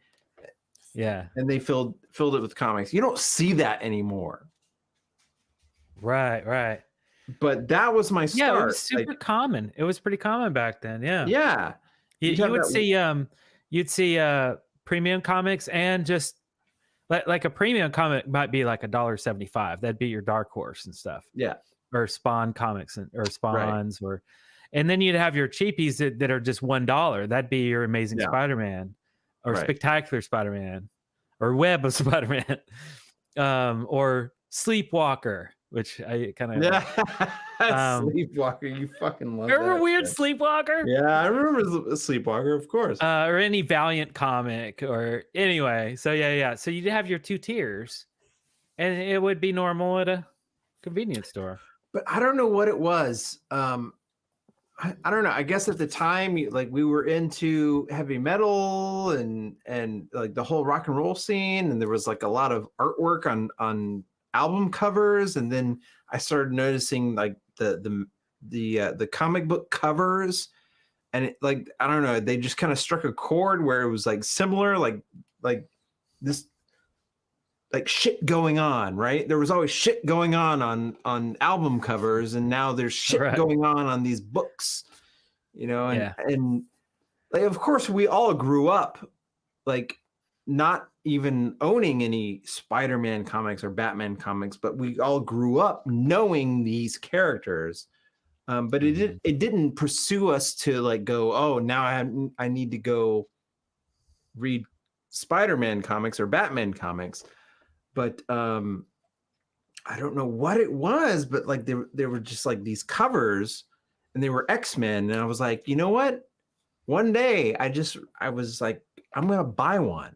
What is this about? What is this comic stuff about? I'm gonna get one and find out. Find out. And Nice. so I got this X-Men comic, and which was actually a great foundation, right? Because there's tons of different characters. And yeah. Probably the most notable one is Wolverine. He was an X-Men. So from there, I launched into getting into Wolverine. But X-Men became, but I kind of circled back to X-Men. As my main like kind of like collecting thing, because I knew it had a pedigree and a history. Yeah. And that really interested me in knowing that, oh, this comic has been around longer than I have.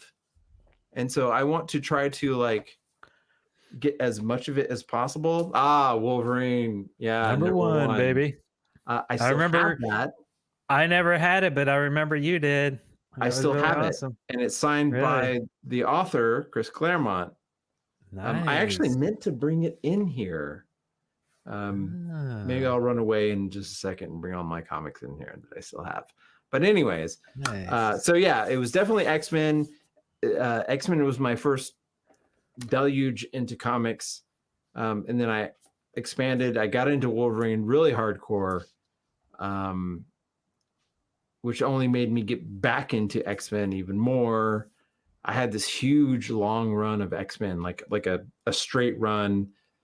My two big X-Men comics were Giant Size X-Men #1. Oh.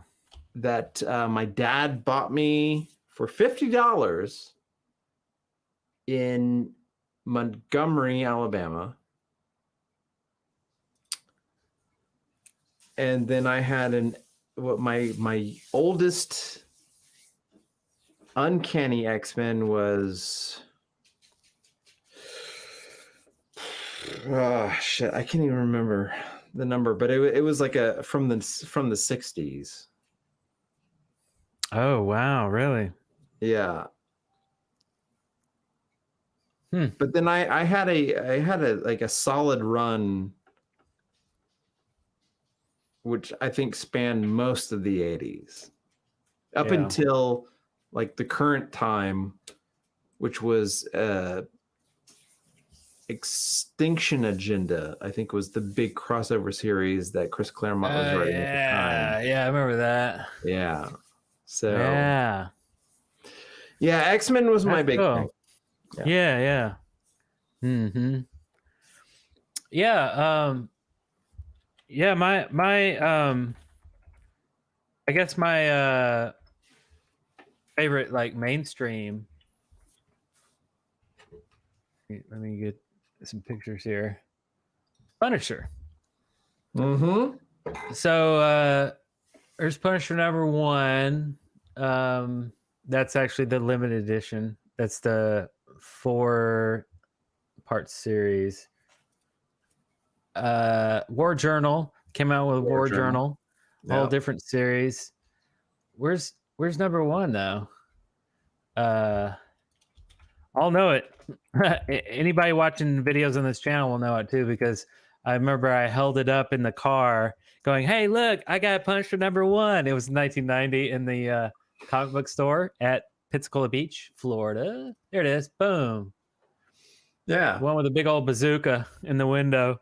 Anyway, I bought it for $15. I don't think it actually really went. How much is it now? Like on eBay? Punisher 1. Punisher comic. No idea. Let's see. Wow, it's pretty grim, sir. It's pretty grim. 13. Look, this guy's got it for $50. That's most expensive you see on here. I don't know why, but okay. That's a different one. So that's that's the limited edition one. Yeah, that was the limited edition. That's the regular series. The regular series is $13.50.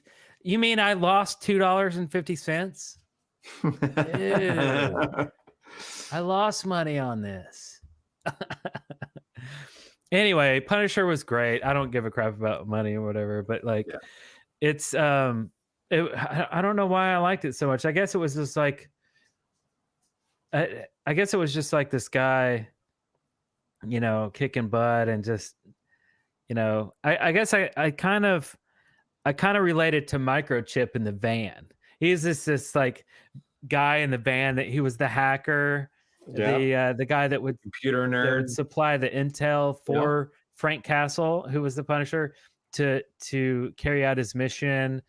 He always came up with the weapons to give him to. Oh yeah, I bought this on East Street, or I bought this downtown, and I went ahead and modified it. I put a heat-seeking module on it or something, whatever. And so I thought, man, that's really cool. And then Frank would get out there and kill people.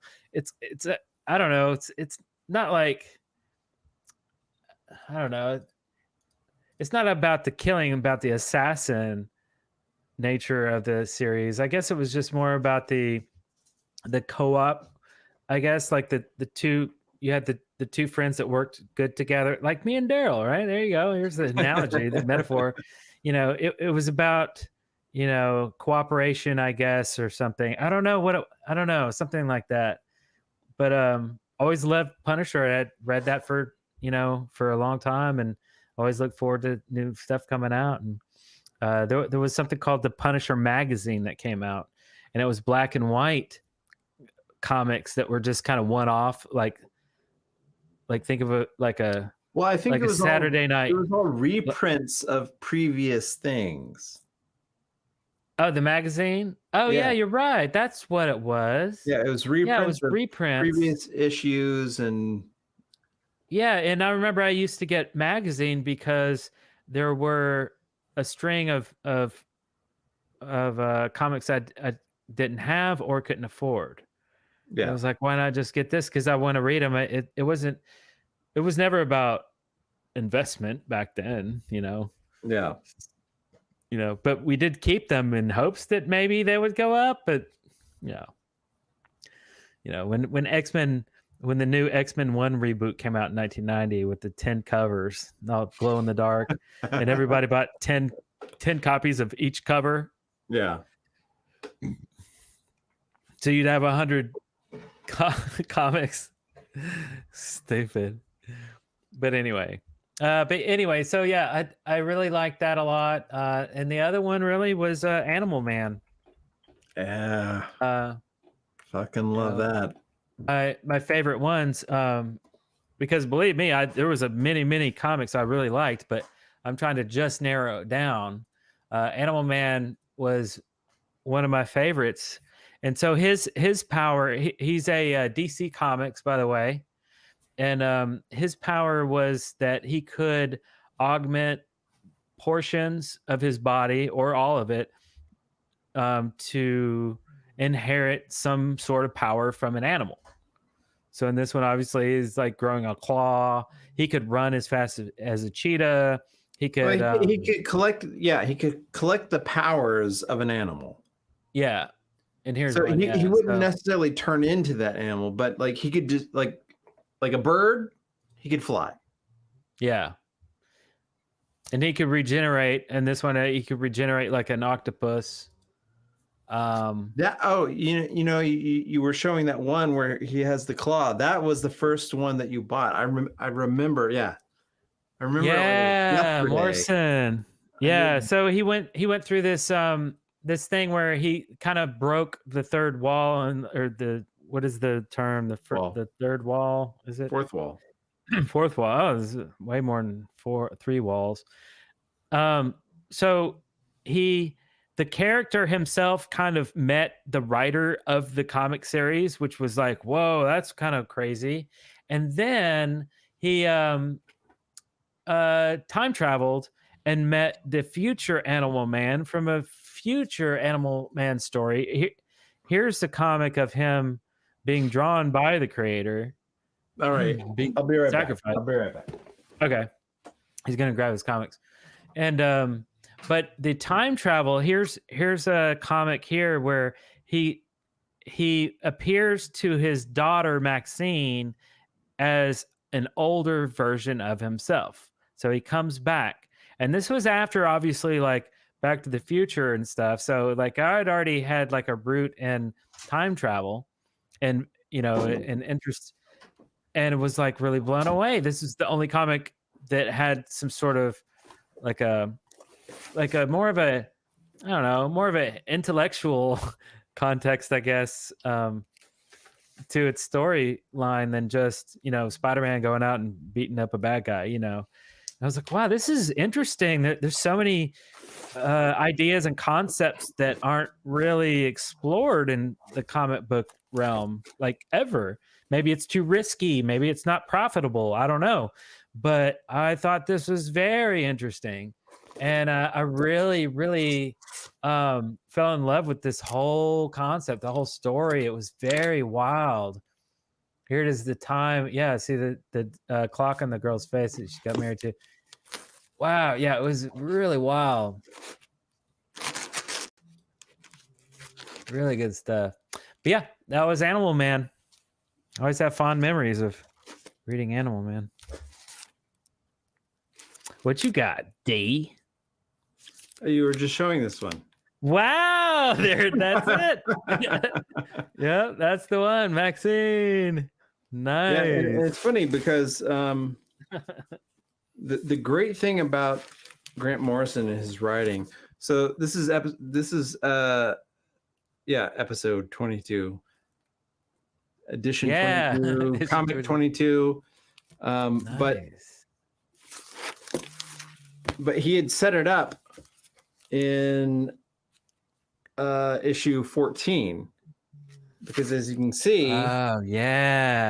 from his point of view, it's and it's time travel while you're reading the comic. So when you look at things, you're like, oh, I remember when that happened, but it's from the other point of view. It was like a whole new level.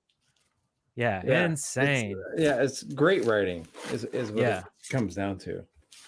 I'm glad you had that other one. That's cool.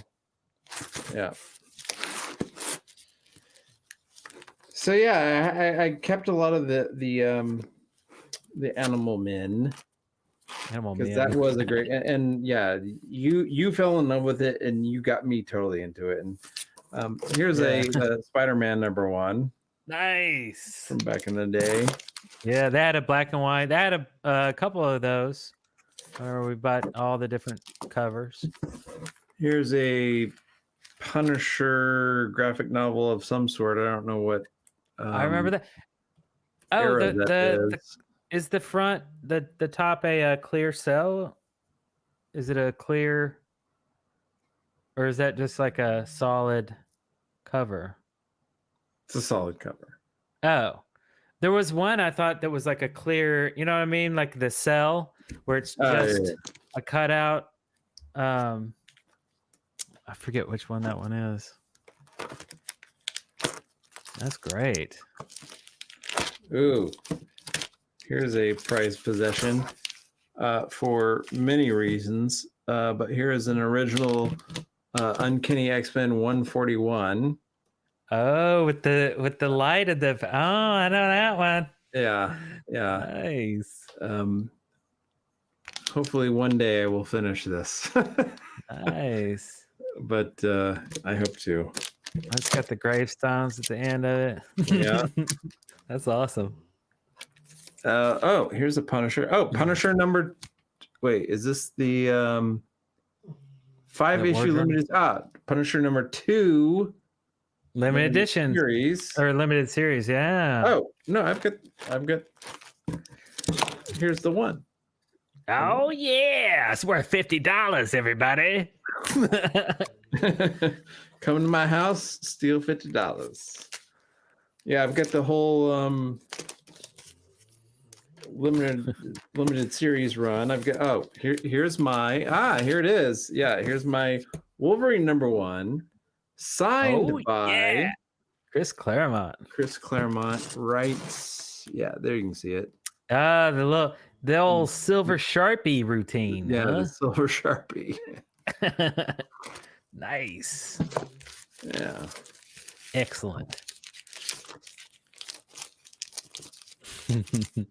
Nice. Days of Future Past issue. That's what it was, Exiles. Days of Future Past.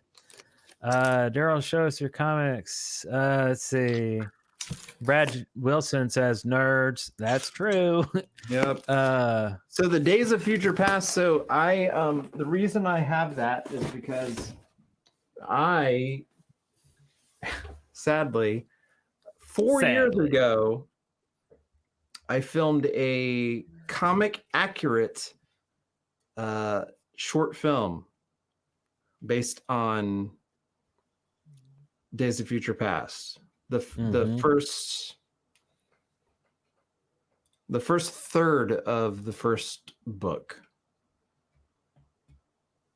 And one day I'll finish it. One day I'll finish it. A lot of visual effects, but a lot, and it's epic. It's shot for shot too. Yeah, it's shot for shot from the comic. Like the costumes, the settings, the cast.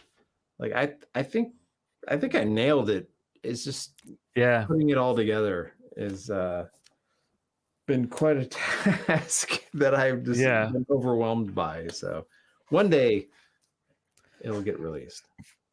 One day, bloody Sunday. Okay, let's see. Oh, I had a thing here where Heavy Metal Magazine. You guys remember that? Yes. Yeah, we were talking about that Heavy earlier. Metal. Let me search it up. This was short stories done with different writers and different artists. Like here would be these are just covers, I guess, but they were always kind of, kind of risque a little bit. I think you had to be 18 to buy one. Not that they were any kind of, it wasn't really like that kind of thing. It was more of a stories of the apocalypse, a lot of like, I don't know, future dystopia kind of stories, a lot of like maybe spy kind of action type things, a lot of fantasy. And they were all standalone, so there weren't any like major characters or anything, but it was so you would get it and you wouldn't really know what you're getting. You wouldn't know what to expect, but like each story could be 3 pages, could be 10 pages, and they were epic. And it was like, oh, I remember that cover right there with the girl with the weird animal in there. Anyway, so I guess me and Darrell, we both bought this a lot, and it was really cool, man. It was so many neat ideas, and a lot of projects kind of spun off of these too. Like there was a couple of these that I actually animated and kind of made. There was one called The Flood, and I always try to find that again. If I do a search for Heavy Metal Magazine and The Flood, probably nothing comes up. Nothing comes up. But there was one called The Flood that was so amazing. I started animating scenes from it on the Amiga 500 back in 1991, maybe. And I wanted to make a cartoon of the whole, story because it was so epic. And I only got so far, and then I didn't finish it, But and then there was another one. Oh, I just cut to hi Cameo. Word up. Word up. And there was another one called Tadeo's Sorrow, which I actually have Tadeo's Sorrow, a script and a whole that's a lot of shots. Memories. Yeah, a lot of shots recorded from that, and I'll show you guys later. That's going to show up on the channel. I'll give it more context when it's ready. But anyway, so this whole magazine was just like a big part of growing up was Heavy Metal Magazine. It was always around, and it was always really easy to pick up. Like you didn't have to go to a comic book store. You could go to Walton Books. Remember that? Yep. Or any of the cheesy bookstores. I bought most of my Dragon Riders of Pern from Walden Books. I remember that. Wow. I totally forgot about all those freaking weird Pern books. Liz loved Pern too. Yeah. Oh. Pern with all the dragons and the dragon eggs and stuff. Nice. Forgot about Pern. Is Pern still a thing? Oh, it's a thing. Yeah. Is it? Okay. Yeah. They have a dedicated following. Okay. Yeah. Nice. Crazy. So yeah. So I thought that was kind of cool, those things. Well, in 2020, it seems like I was like, what's up with the comic books now? And it seems like, when everything changed in the year 2020. Now, I'm not just talking about flu viruses or anything like that, but I'm talking about like everything changed. All this stuff, cancels and this and that, and it's just in sports and health and economy and politics, everything changed. Well, apparently things changed in comic book industry as well. And I was like, really? This is weird. I mean, I'm not like a huge, I'm not even a small comic book fan now. I'm not even a comic book fan at all. I mean, if anything, my memories of comic books is where I get my my fix. Just thinking about or rereading an old web of Spider-Man or Animal Man will do me some good. But nowadays, I don't know, man. So here's let's see. Did I load up this picture? Let's see if I loaded this picture up. Oh no, I didn't. Okay, I'm gonna load this picture up. This is some new stuff that's going on right now. This just got me confused. Okay. Something to do with Superman. So Superman. He's pretty mainstream. Never really a big fan. So they changed his motto officially. So, instead of truth, justice, and the American way, it's truth, justice, and a better tomorrow. It suddenly cropped up in the year 2000. So, okay. Well, it's been the American way forever until just now. So, okay, that's weird. No good explanation other than, I guess Superman doesn't like America anymore. I don't know. Okay. So that's interesting. Another weird thing that Marvel is doing right now, which it just has me confused. Let me pull this up. I have the New Warriors. You guys heard of the New Warriors? Let me go to this screen. Okay, so this came out. This article is from March 17th, 2020. So it's 3/17/2020. The New Warriors. For a new generation, this is the new the new Marvel order, if you will.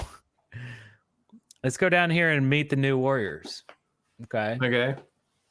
All right, they seem cool. Okay, blah blah blah. There's a whole video that talks about the New Warriors. That's cool, whatever.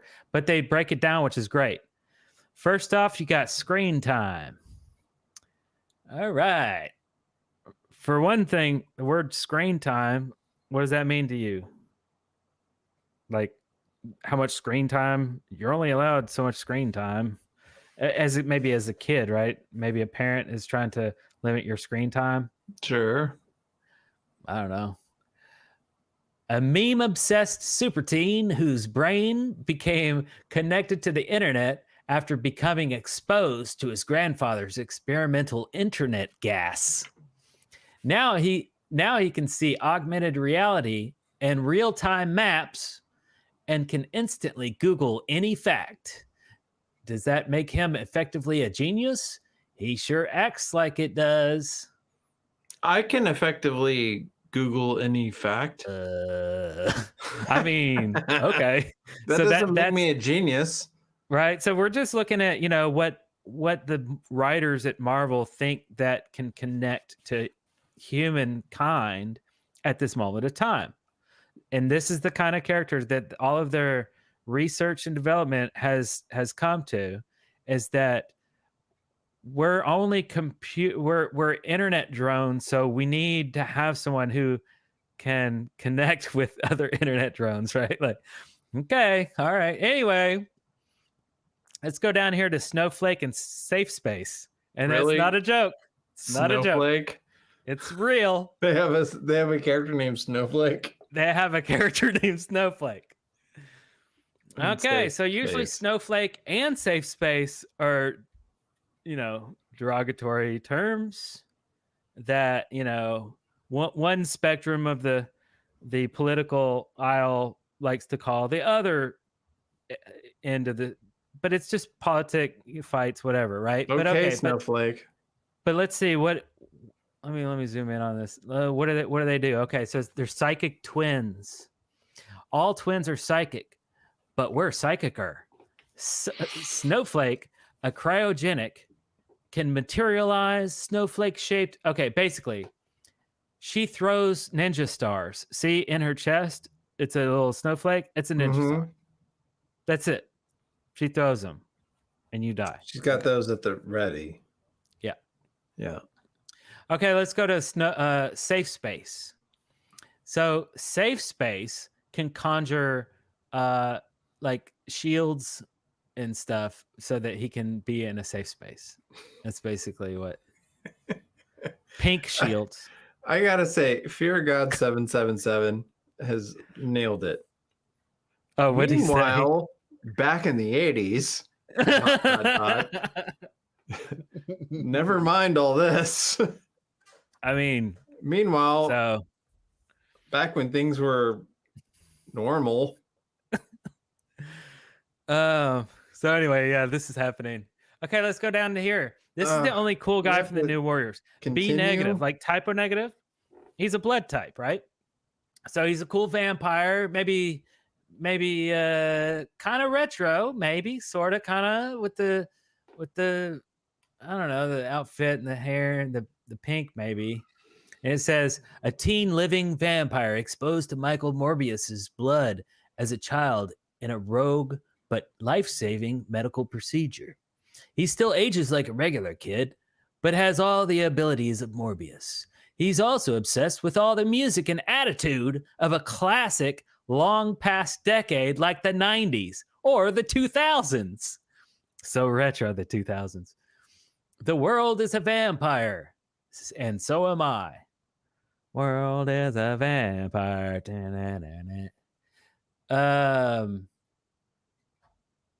So he's like a retro nostalgia loving superhero. It's weird.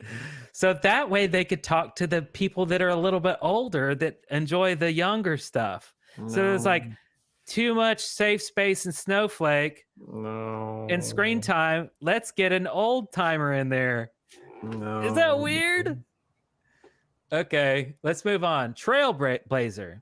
She ate too much McDonald's as a kid. As did I. I'll confess.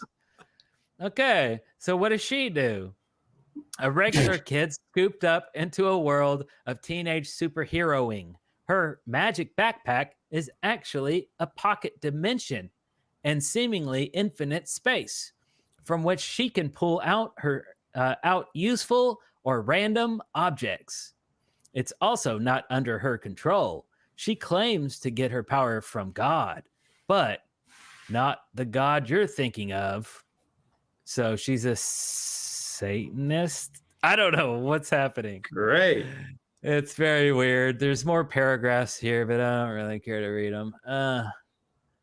Okay, so there you go. There's our new heroes from 2020. You love it? Is this the way Marvel should be going? I don't care. I don't care. Well, I mean, no, look, back in the day, they were releasing comics left and right. Yeah. They would release a team of mutant whatever, you know, oh, here's a new mutant team comic. Yeah. And you'd be like, yeah, that sucks. I don't want that. Whatever. Yeah. Yeah, that sucks. I don't want that. Yeah. Next one. What do you got next? Oh, what do I have next? I have. Or what does Marvel have next? That's what I'm saying. Oh, yeah. Right. They ain't got nothing left, man. They're gonna turn Frank Castle into a woman, and they're gonna. I don't know what they're gonna do. They're just like, hey, this is a new world. Let's just make everything new. Let's just rebrand everything. Just change it all. And hey, I like change. I actually really like change. That's why I've moved so many times in my life. I love moving. I love change. I love new areas. I love new thoughts, new ideas, new subjects, new topics, new everything, new shows, new games. I mean, you name it. So like, I think this stuff is fascinating. It's just not for me. It's funny, you know, I poke fun of it, but then I just walk away and I'm done with it. Right. So like, I don't really care in the scheme of things. I'm not like angry, like, no, it shouldn't be this way. We need to speak up and make our voices heard. Like, that's for somebody else, I guess. But yeah, it is what it is. But I love that everything changes all the time. Back in the day, it's like they were trying to pump out as much as they could. And like so much of it, we're just like, nah, not that one. Nah, not that one. Yeah. Right. Norman Bates said Eric is liberal. How could you think that I'm liberal? Do I act liberal? Are you serious? That is really weird. Well, I'm definitely not liberal. You're not liberal? No, I'm not liberal. I mean, what does that even mean? I'm liberal. How could you be liberal? You don't act liberal. Based on what? What are we talking about?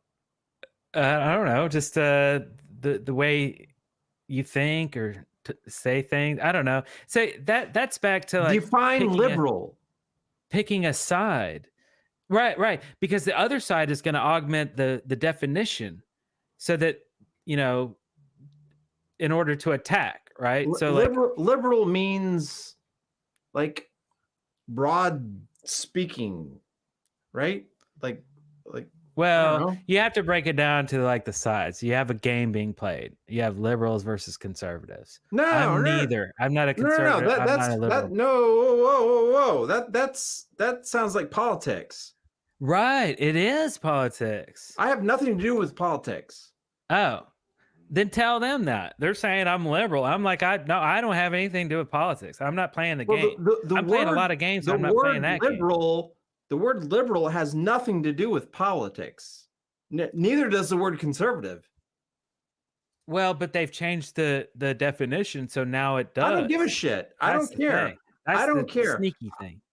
There is the word liberal. There's the classical word. There's the English word liberal, and that means something. And then there is definition. Okay. Yeah, Gotcha. Define the word liberal for me. Based on the English, I don't know, the Webster. Okay, so it says not the political term liberal. Willing to respect or accept behavior or opinions different from one's own, open to new ideas. Oh, so he was saying I was liberal because I'm open to new ideas. Okay. Is that actually? I don't know. See, I don't know politics, but I am open to new ideas, so I'll give you that. Webster Dictionary. Yeah, John Sage saves the day. Yeah. He said Brandon sure is a popular guy these days. Okay, I have to admit, I love the Brandon let's go Brandon meme. I think that's pretty hilarious. Because hey, I would love a meme that is against anything political, honestly. Mike is asking, Eric, do you like Trump? If so, then you are a Republican liberal. No, I don't like any of these. I don't like any of these politicians. I don't like Trump. There's a lot to say about a system that is set up just for negativity and creating one side and creating another side to clash. If they want to be useful and progressive, they wouldn't create sides in order to just fight each other. That's how so I worked for a Chinese company one time, and what happened was interesting inside the company because they so I'm a marketing guy because I do graphics and editing and videos and stuff like that. So I was in their marketing team. Well, they create multiple marketing teams, and they make them compete with each other because they believe that if they do that, they will get the best outcome. And maybe they will, but that's insane because they're creating all this drama. And believe me, it was a lot of drama because you're going head to head, and they would set things up deliberately to have people fight so that there will be one winner, like a gladiator. This is a real thing. That's what politics is. Gladiator. It is. So I left the company because I couldn't take the fights because they set up the fights. It was a really weird thing. Anyway, so yeah, I don't want to do that. But yeah, that's what U.S. politics is too. It's basically kind of, yeah, it is what it is. It's a game. It's like football. I don't like picking sides on sports either. So I'm just not a side picker. Right. It's like, I like all the sides. It's like, people are like, hey, are you you Dallas Cowboys or Pittsburgh Steelers? I don't give a shit about football, so neither. Yeah. Right. And some people get mad because you haven't picked a side. And they're like, listen up. You're not a real man unless you've picked a side and you can fight for it. I'm like, I don't want to fight for a side. No, I don't have to be political. I don't have to be. Yeah. That doesn't make me un-American. In fact, that makes me more American because guess what? Because I have the right to not give a fuck about politics in this country because I think they're all fucking idiots. They're all idiots. All of them.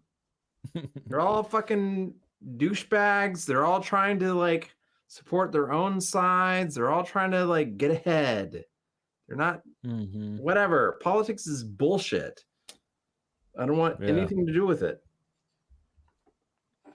Yeah. So that's our side. That's our true side of that whole issue, because we see it come up all the time. Like, is Eric a Democrat or a Republican? Oh, Darrell's a Republican. No, he's liberal. He likes Biden. No, he's Trumper. No, it's like we just don't like all of it. It's a big game. We can sit there and we can talk, we can spectate, but we're not playing it. But anyway, all that said, I think Let's Go Brandon is hilarious. All the songs that came out are hilarious. Anything that's against the government, if it's a meme or if it's a song, I love it. I'm an anarchist, so I obviously love all the memes and stuff. But anyway. Oh my God, no. I mean, comedy, I'll take comedy over, I will side with comedy over anything. Right. It wins every time. all this stuff against I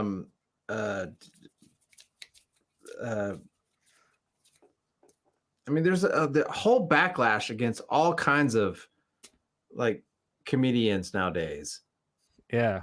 Because they're the ones who are poking fun at all of this. And we stop freaking out over the comedians. They are the ones that are keeping us sane. Yeah. Oh, I know. Yeah. Yeah. Actually, I'm still watching Seinfeld episodes, old Seinfeld episodes. I caught up with my Goldbergs. So, and I didn't have anything to watch. So me and my wife, when we're eating, our default, if we can't find anything, it's let's just watch a Seinfeld. It's just, old 90s, didn't have any kind of new, agenda stuff attached to it. It's just funny. Yeah. Comedy 2022. I don't know what that means, but I agree. Biden comedy. There you go. But I was still kind of talking about comic books, but here's a new twist on it. Oh yeah.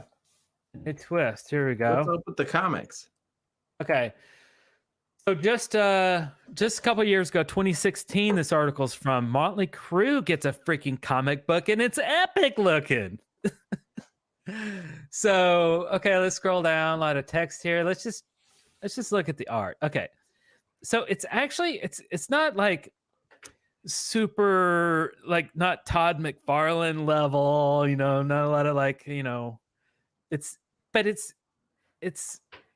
it's them. You can tell who is who. You can see the the Theater of Pain Pictures on the right, the faces. Remember that epic picture, smoking in the boys' room? I mean, this looks like a good book, right? And there's multiples. It's not just one book. Right. It gets epic there. That's cool. There's Vince down there looking epic. There's Mars's hat up there. That's cool, man.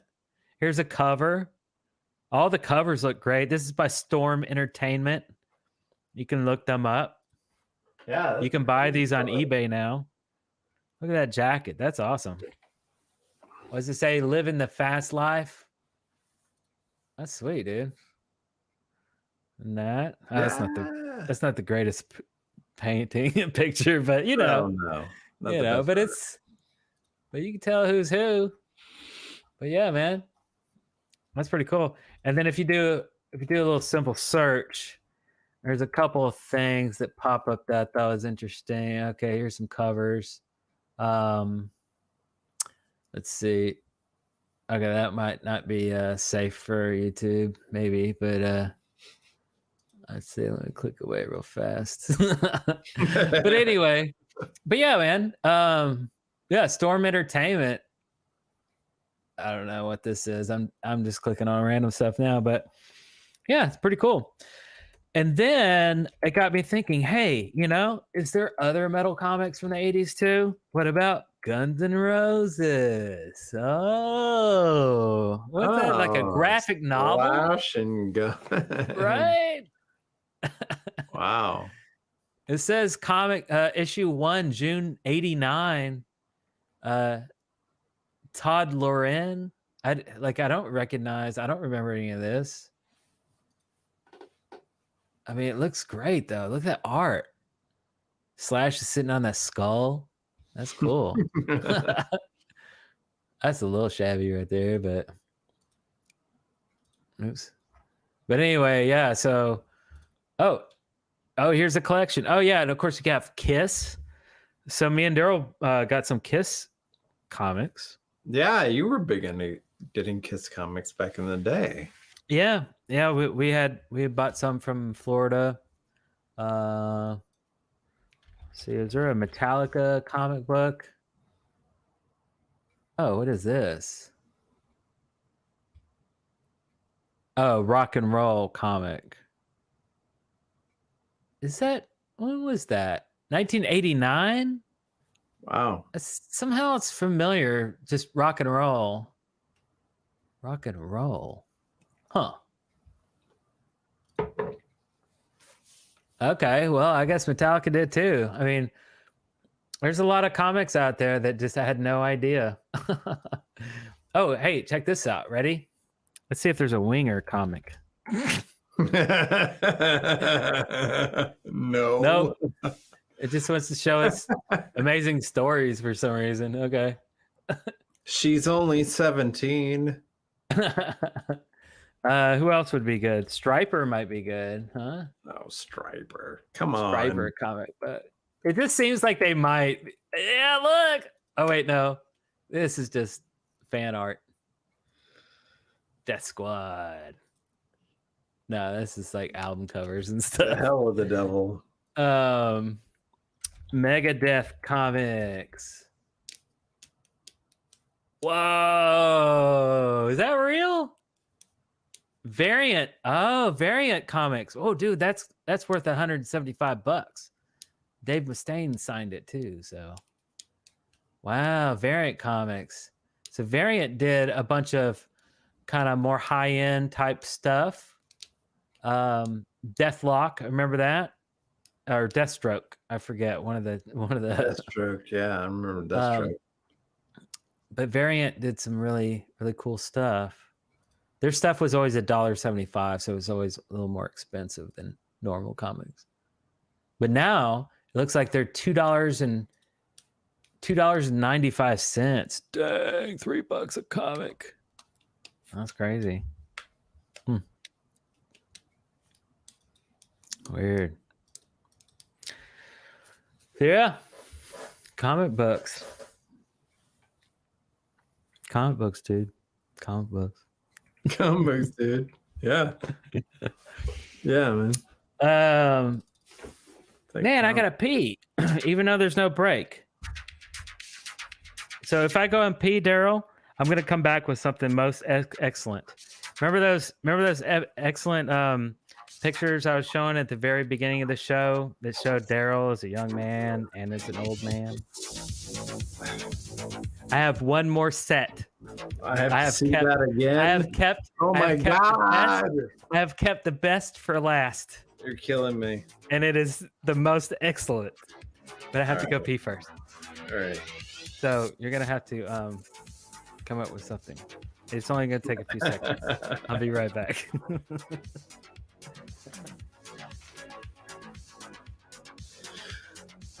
So what up, everybody?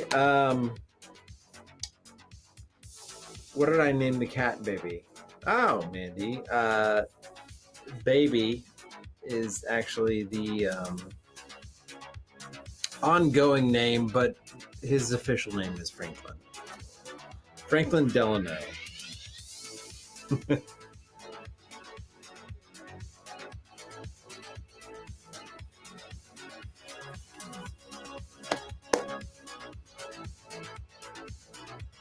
Who's making their best in the pairs in their own question? Nope. Larry! No, Larry. Sorry.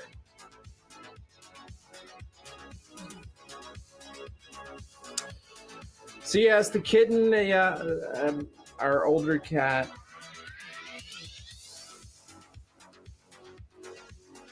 Our older cat passed away. And so, in honor of Winston, we named him Franklin. Presidents and prime ministers and whatnot. Yeah.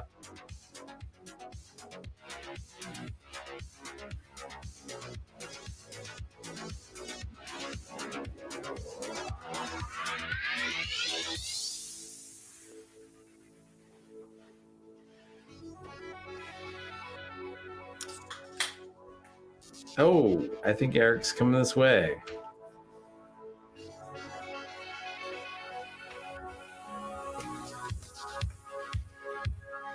What up? What up? I'm gonna go to the bathroom too. You are? Oh, okay. Okay. We're just trading places here. What did Darrell talk about? Did he say anything good?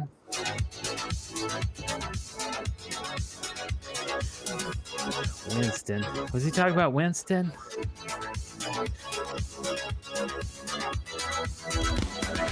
Smiley Jessica!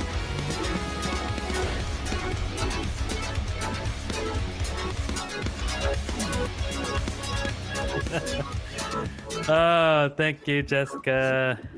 I have to tell Darrell, he just walked out of the room. Nice. Thank you very much. Thank you very much. Oh, JBJ wants to know what's in my pockets. Okay.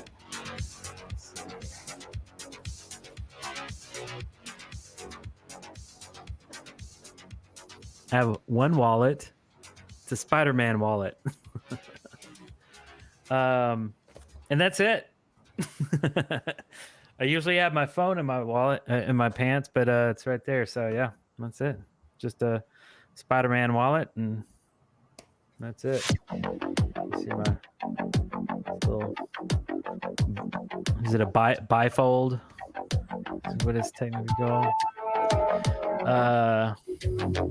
Is FaceApp worth buying? You know, I don't know. I didn't actually buy FaceApp. I've never bought it before, but I mean, it seems pretty awesome and very accurate. I would assume it would definitely be worth buying if you're going to create some content with it. You know, but if you're just going to have fun with it personally, no, probably not. You know, unless you just love automating your pictures and changing stuff, but yeah, because it you know, it's not a it's not a flat price. It's a subscription. You have to really be serious about it, right? So like, if somehow I can work a series or an animation or something that uses FaceApp on the E&D channel, then it's definitely worth paying for. But yeah, it's only like $3 a month or something. I don't know. If you're made of money, then why not? I don't know. I'm not made of money, so.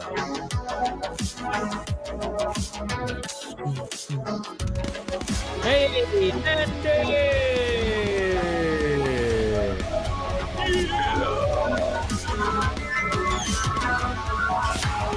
Bendy, thank you very much. Great cue about Rust Set incident, non-political. Want to know about your thoughts from a filmmaking perspective. Hey, Darrell's back. Hey, by the way, Jessica just threw in as well. If you missed that, it was $6.99 Canadian. Hold up, big guy. Come on. Right as you left. Oh wait, can you hear me without your ears in? I don't think you can hear us yet. I have to film in a second. All right, here he is. But this is a good question, though. Where's this kitty's name?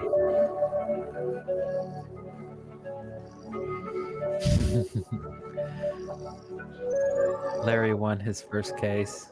Nice. Yeah. Donations for depends, so they show can go on without interruption. Donations for some depends on so the show can go on without interruptions. Also, what are your views on Rust incident with Alec B? Oh yeah, okay, sorry. Yeah, so everybody's asking us about this. Okay. So this happened with the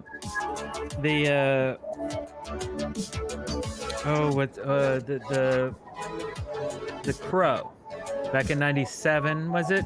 Or 99, 98, somewhere. Anyway. Like, no, 91, 92. Oh, was it early? Something like that. Yeah. Oh, I thought it was late 90s. So I think that was like the last incident that happened. And somebody pointed this out that, every year there's multiple movies that use firearms. And it's been going on since the beginning of filmmaking, which was in the early 1900s. And so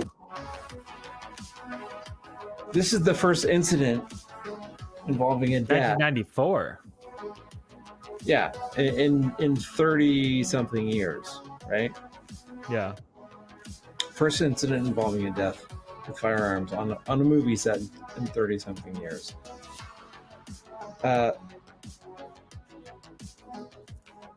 While thousands of movies have been going on with firearms over that time, so it is a one in, do the math. Yeah, it's like a plane. It's like a plane crash, right? They're very ultra super rare, but when they happen, it's very dramatic. Yeah. It is. It's unfortunate. It is sad. It is nothing to. I mean, there should be zero incidents, but the fact that there is one in, whatever the statistics are, it's unfortunate. But like, if you look at it compared to other industries or other situations, that it's such a rare event that this is really not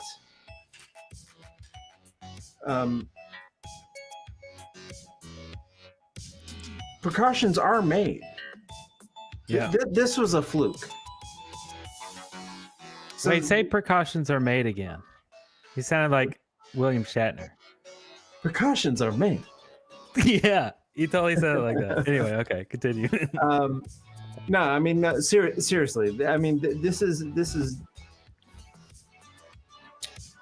a situation that was very, very unfortunate, and within the movie industry, this is not something that happens regularly. And so this is, we should not be calling for, hey, let's change everything.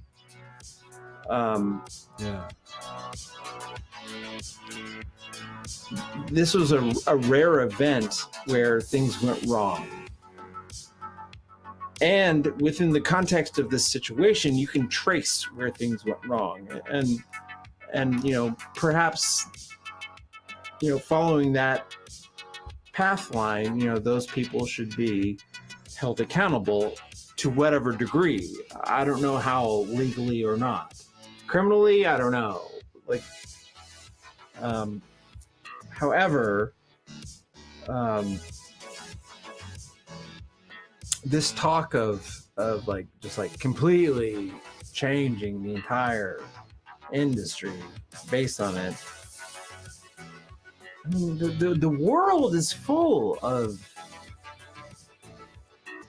unknowable happenstance. Yeah.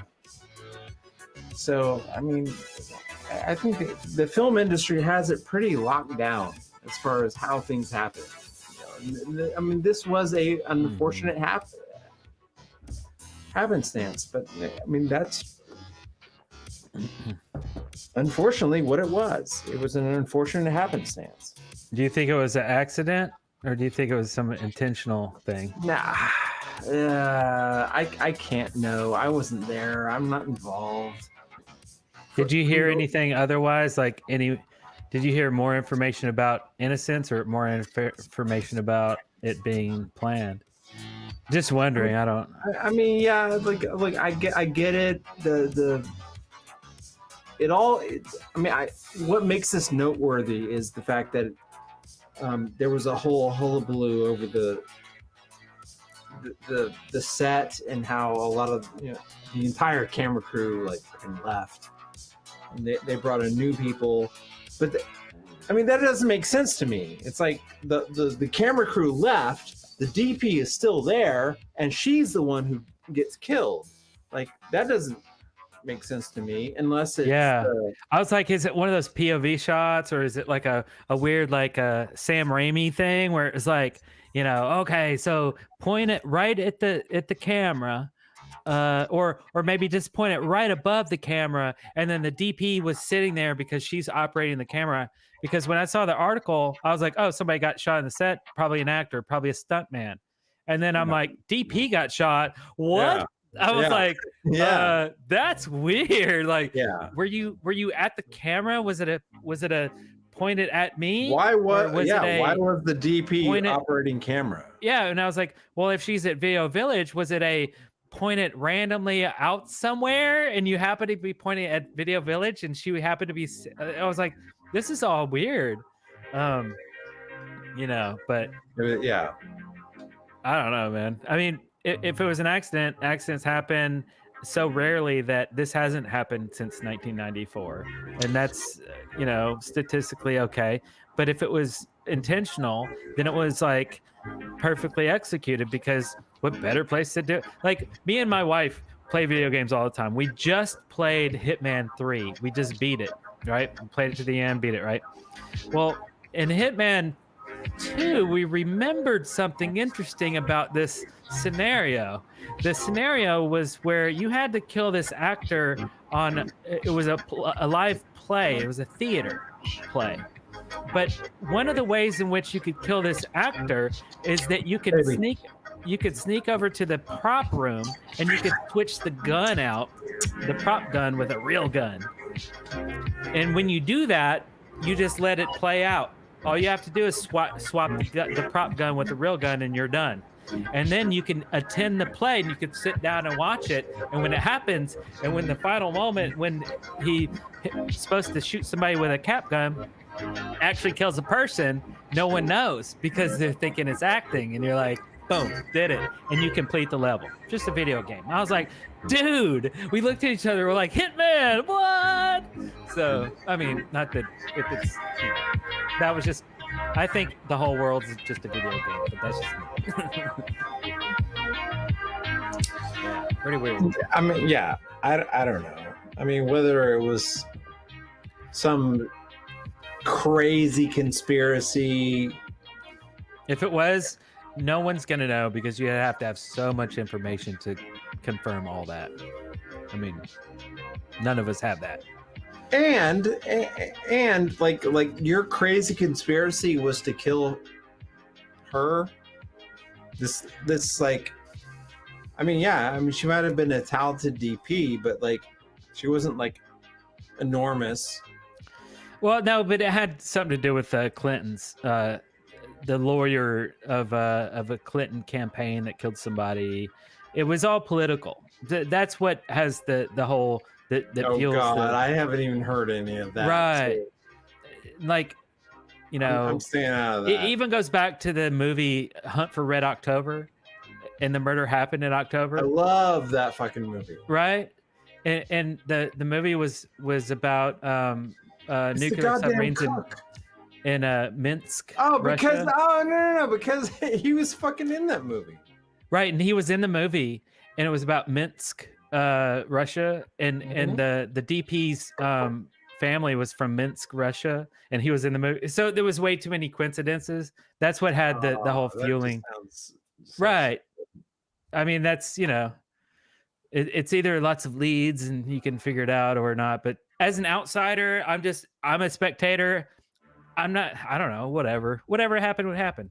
But on the filmmaking stance, being on the limited film sets that I've ever been on, everybody was very super stickler about who's going to touch what hero prop. They always call them hero props, right? Like if it's a hero prop, it's going to be a prop that you're going to act with. Like if it's a knife, it needs to be, you know, a plastic knife or a rubber knife that looks exactly like a real knife that is a prop knife that they're going to show elsewhere. But once it's in someone's hand, they have certain people that are only allowed to touch it. Everybody's very religious about all the props and all the safety on sets.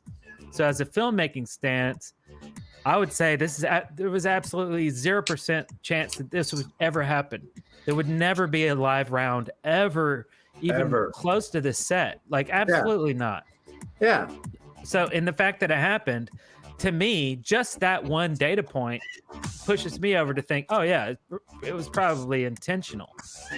But I don't know that to be true. I'm not gonna. It doesn't make me think it was intentional. It makes me think that it was, and but not just based on that, based on other things. It was such a low budget, not professional set. I thought this was a big one. I mean, It what's wasn't. his name? It wasn't. Oh, really? No, it was a low budget film. Oh, okay.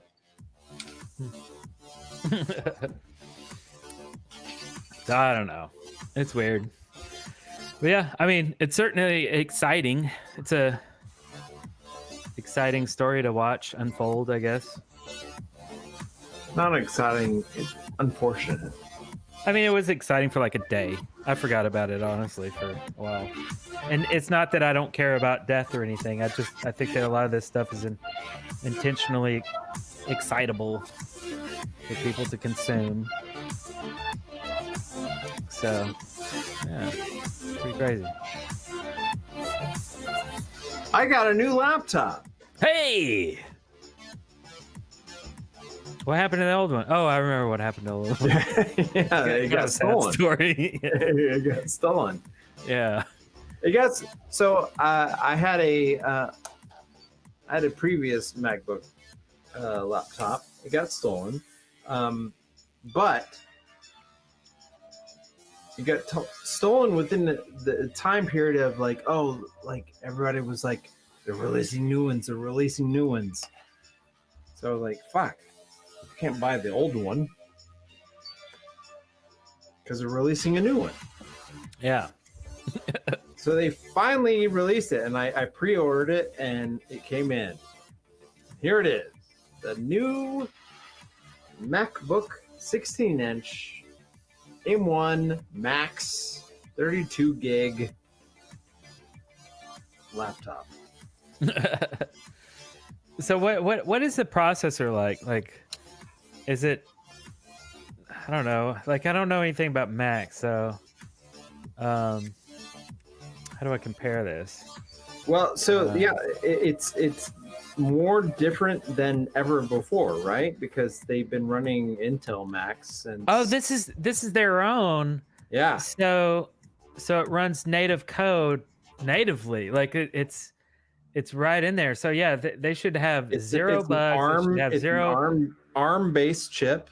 Okay. Yeah. So they should have zero issues, zero lag, zero everything. Yeah, and it's a system on a chip. So it's like the CPU, the GPU, and the RAM all in one chip. Oh, okay. So that's great. You could do some AI stuff like super quick and nice on there, I bet. Right. Oh, okay. So I need a new processor so bad. So it's funny. We don't understand it. It's now like 2021, and we've just gotten to these like situation where, well, I guess Apple's the first one, but Intel's about to release one as well, a system on a chip. That one's gonna suck though. AMD's where it's at. Well, but either way, they're all coming out with them. They're all coming out with them. Yeah, so it's this CPU. Well, it used to be back like what 30 years ago when we were like huge into computers. Like everything was CPU. 8086. It was all about the CPU. Yeah. Who cared about anything else but the CPU? But nowadays it's CPU, GPU, RAM. It's all about. So for this thing, it's all in one chip. Does it get really hot? It doesn't. Oh. Yeah, I mean, like. Holy diver. I mean, I was bitching about this thing before I saw it. I was like, they're like the design is very old school. It's. I mean, it's a typical, right? I mean, it's the same as kind of they've always been, really. Well, no, I mean, like it really feels and looks kind of old, like compared to like their newer stuff. But I actually really like it, and I can't put my finger on it, but I really like the design. Huh. It's very flat. It's very I don't know, square, but like I pull it out of the case and it just it is a little more square. It's a little more boxy, like a Volvo. It's very boxy, but like I don't know, it just seems to work. I was very against it. I was like, just like seeing the images online, I was like, it's like it's going back to previous generations, and I don't like that. Oh, like the IBM ThinkBook. Remember that? The ThinkBook. That was a freaking tank. We didn't even have those back then. It was like, nah. We're gonna wait for the next version. They'll only get better from here. I did a render. So this is faster than your 386 DX with a MathCo processor. I put together a little test against the machine that I'm running now, which is a Hackintosh. Oh, that's right. So you're not doing emulation though, right? You're doing hardware emulation, or wait, no. No. I mean, what is a Hackintosh? Here's the thing. I have a PC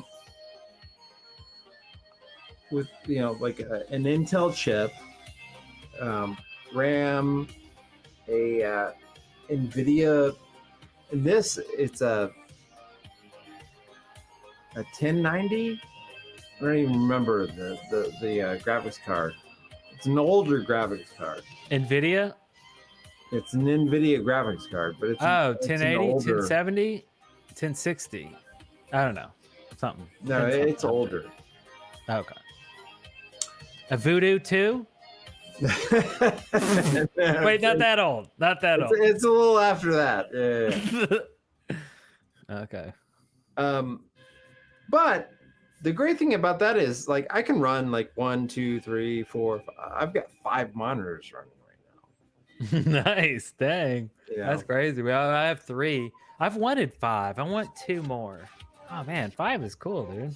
But it's you know, it's a PC, typical PC. But I've hacked it to make it's Mac OS. Nice.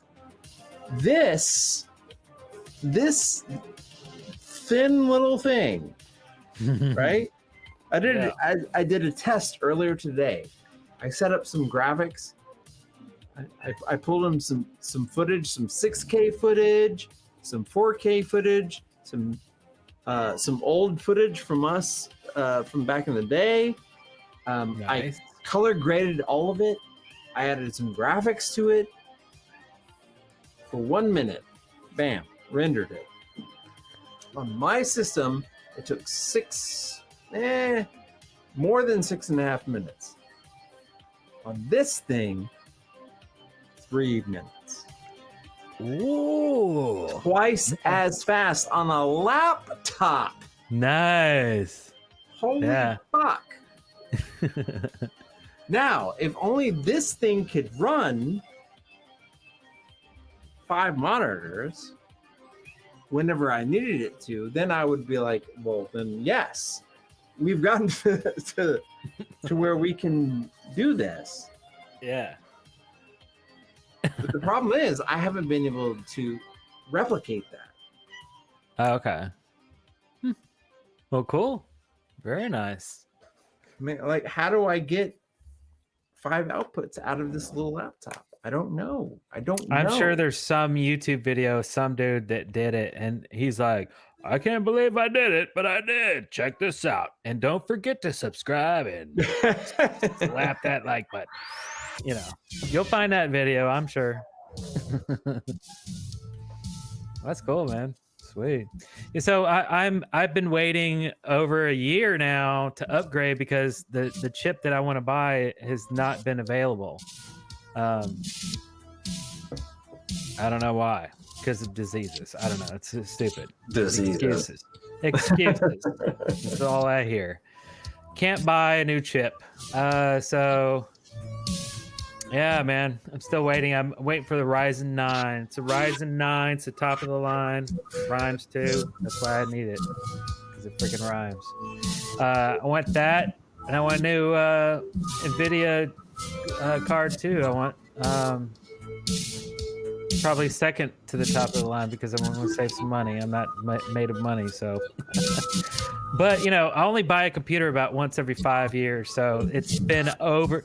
So the computer I'm running right now, this stream, everything I've been doing, all my editing, all my work from 2017. So man. I need an upgrade. Yeah, you do. Slowly upgrading all these other things, you know, RAID machines, drivers, this and that, all kinds of stuff. But like when it comes down to the processor, when I'm doing AI, it is slow and it sucks. So I need to upgrade. I usually like to upgrade to about the second from the top, because the top you're paying for R&D. Second to the top, you get good value. So but yeah, once they get the chips in, I hear in 2022 AMD is supposed to get the chips in, and I'm a big I'm a shareholder in AMD too, man. I've been holding since 2018. I've made a fortune, so I'm gonna take that fortune and I'm gonna buy the chip with it. The chip is free, really. So when I buy that chip, I'm talking when I get the top end. I'm saying that's just, they paid for themselves. So as an investor, that's what you got to do.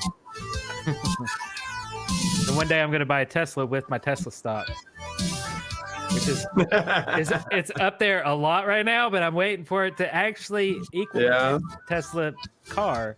Now I'm going to cash it out, buy a Tesla. It'll be free too. Do it. Now I'm just going to sit here and drink my beer, and I'm not going to drive while I drink it, but I'm going to be like, there it is. It's like the ultimate coupon. It's like couponing. People like going to couponing. It's like a stock pawning. That's what I like to call it.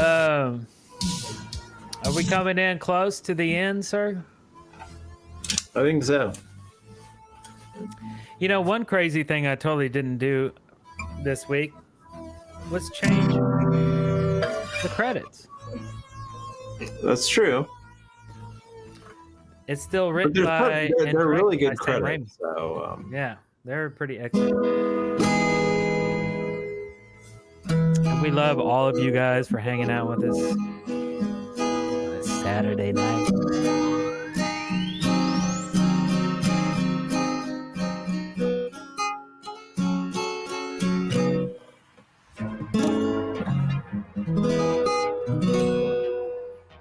People are talking about stock. Buy AMC and GME. I buy AMC. I bought AMD at $17 a share, and right now it's 100 and something. I forgot. Let me check.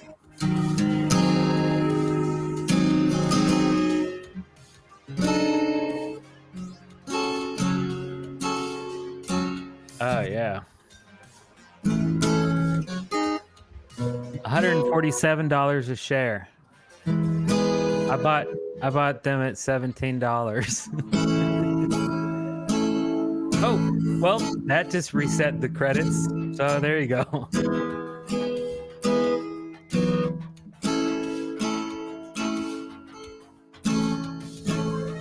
Ocean Man. Army of Darkness. Yes, they are Army of Darkness. Yes, they were from last week, from the Halloween episode.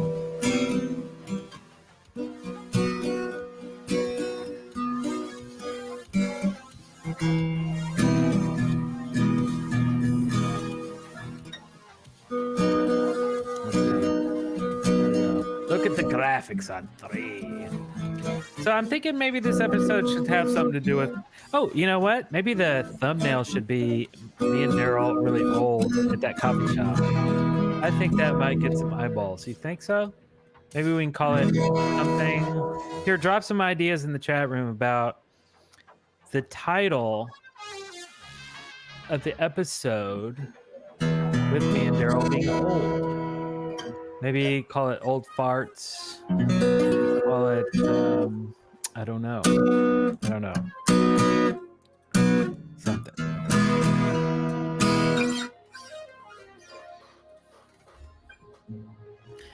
Much love always, Eric and Darrell. Thank you, Kenneth.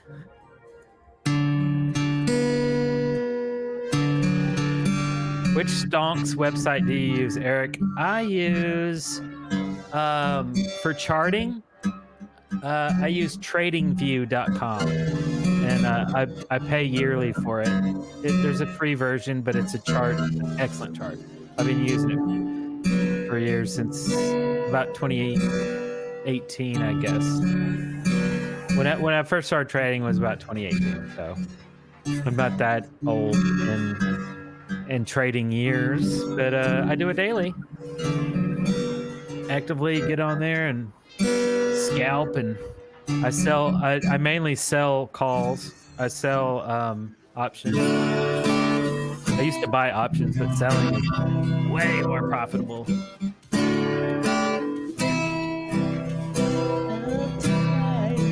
Oh, that's a good one.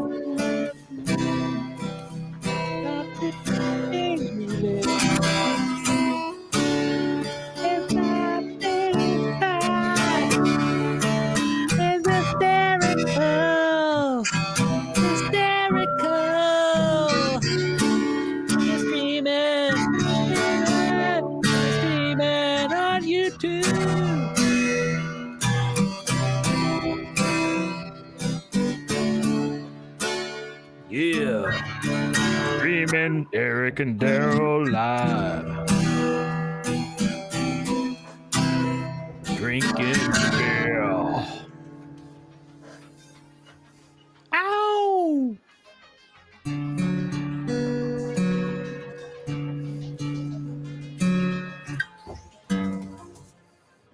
Larry, save us, Larry.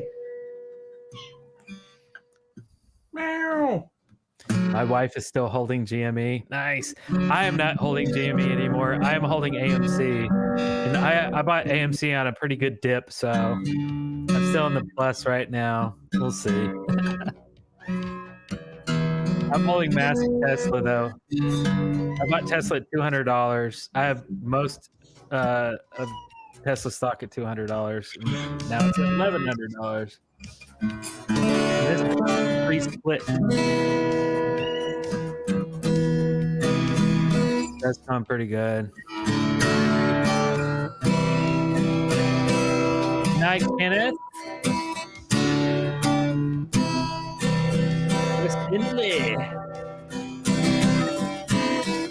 Mildly Jessica, thank you very much. Johnson, also thank you very much. Papa Smoke, rock on.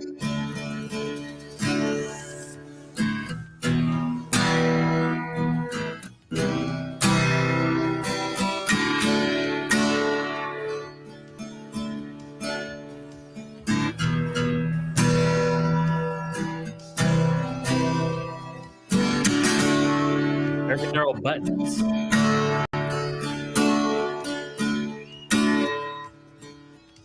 Oh, like buttons. Oh. I actually hadn't thought about that. That's pretty cool. I would wear one because I'm kind of a dork. Peace out to Ali Mason. D-Man.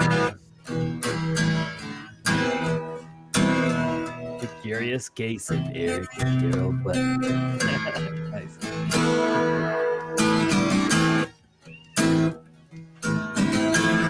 For the cry.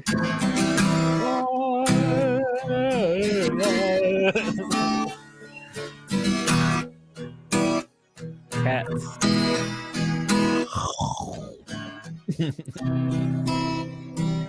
It's a Ween song.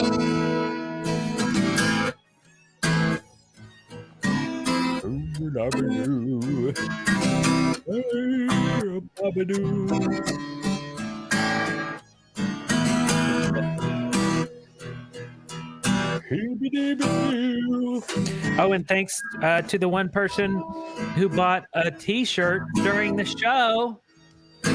That's awesome. So go to ericanddarrell.shop and browse the t-shirts. I think most people here have probably already bought a shirt, but yeah, you're gonna have to work on new designs here pretty soon. But I guess that's the show. Oh, I forgot something, Darrell. Oh, my timer's going off. Hear the timer? This is my awesome Cassia. This is my Cassia. It's to remind me I forgot to show Darrell's excellent number 2 set. He's gonna love this so much. Hold on a second. Oh my God, it's gonna be good. Man, for anybody who left already, I feel so sorry for you because this is so good. Okay, ready for this? What the fuck? Oh my. Okay, you guys ready to get down and dirty? Okay. Here it is. I wonder what he looks like if he was to smile.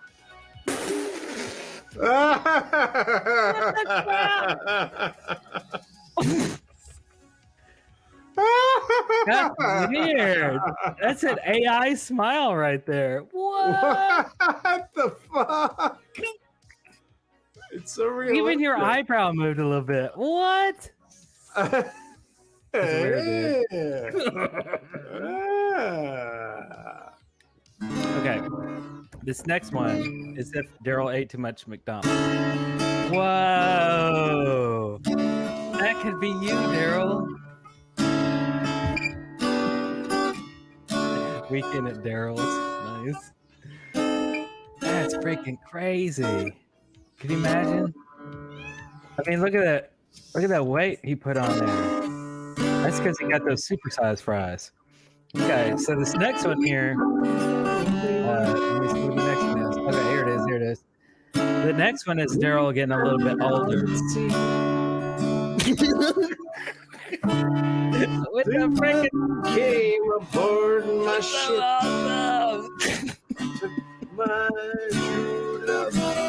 Look at that freaking. He's got a little like a broom on his top lip. Ooh, look at that beard.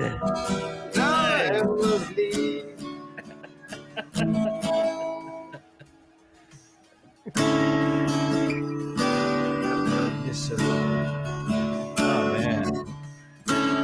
Since you were Robert said I'm turning into Fat Darrell. Okay, we got one more. Let's check out Darrell as a girl. Hey! Right. I'm just here to see the manager. That's all. That is fucked up. I know it is. I know it is. Oh my god. That's freaking weird, dude. All that from that?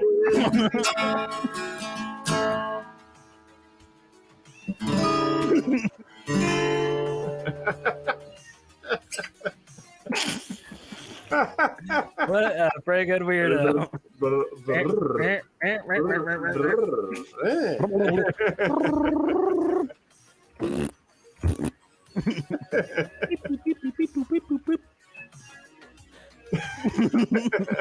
That's just freaking weird too, dude.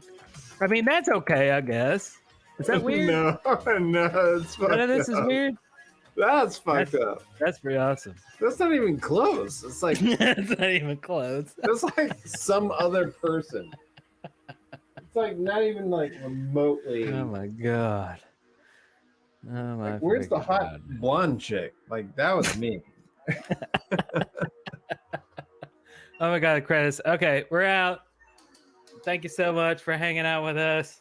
We're glad you're here, and we'll be back in a fortnight. Check out our Instagram and Facebook group. Yeah, so this time I actually put a announcement on the YouTube post thing because I thought maybe that was helpful. Maybe it was. I don't know. We'll see you next time. I think so. Be groovy. Be nice. Bye, y'all.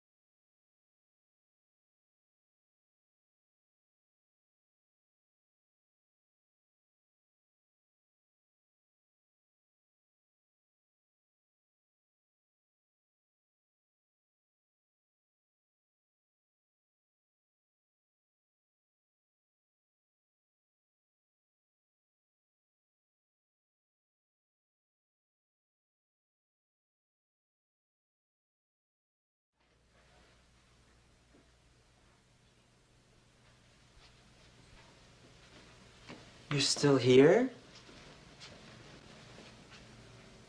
It's over. Go home.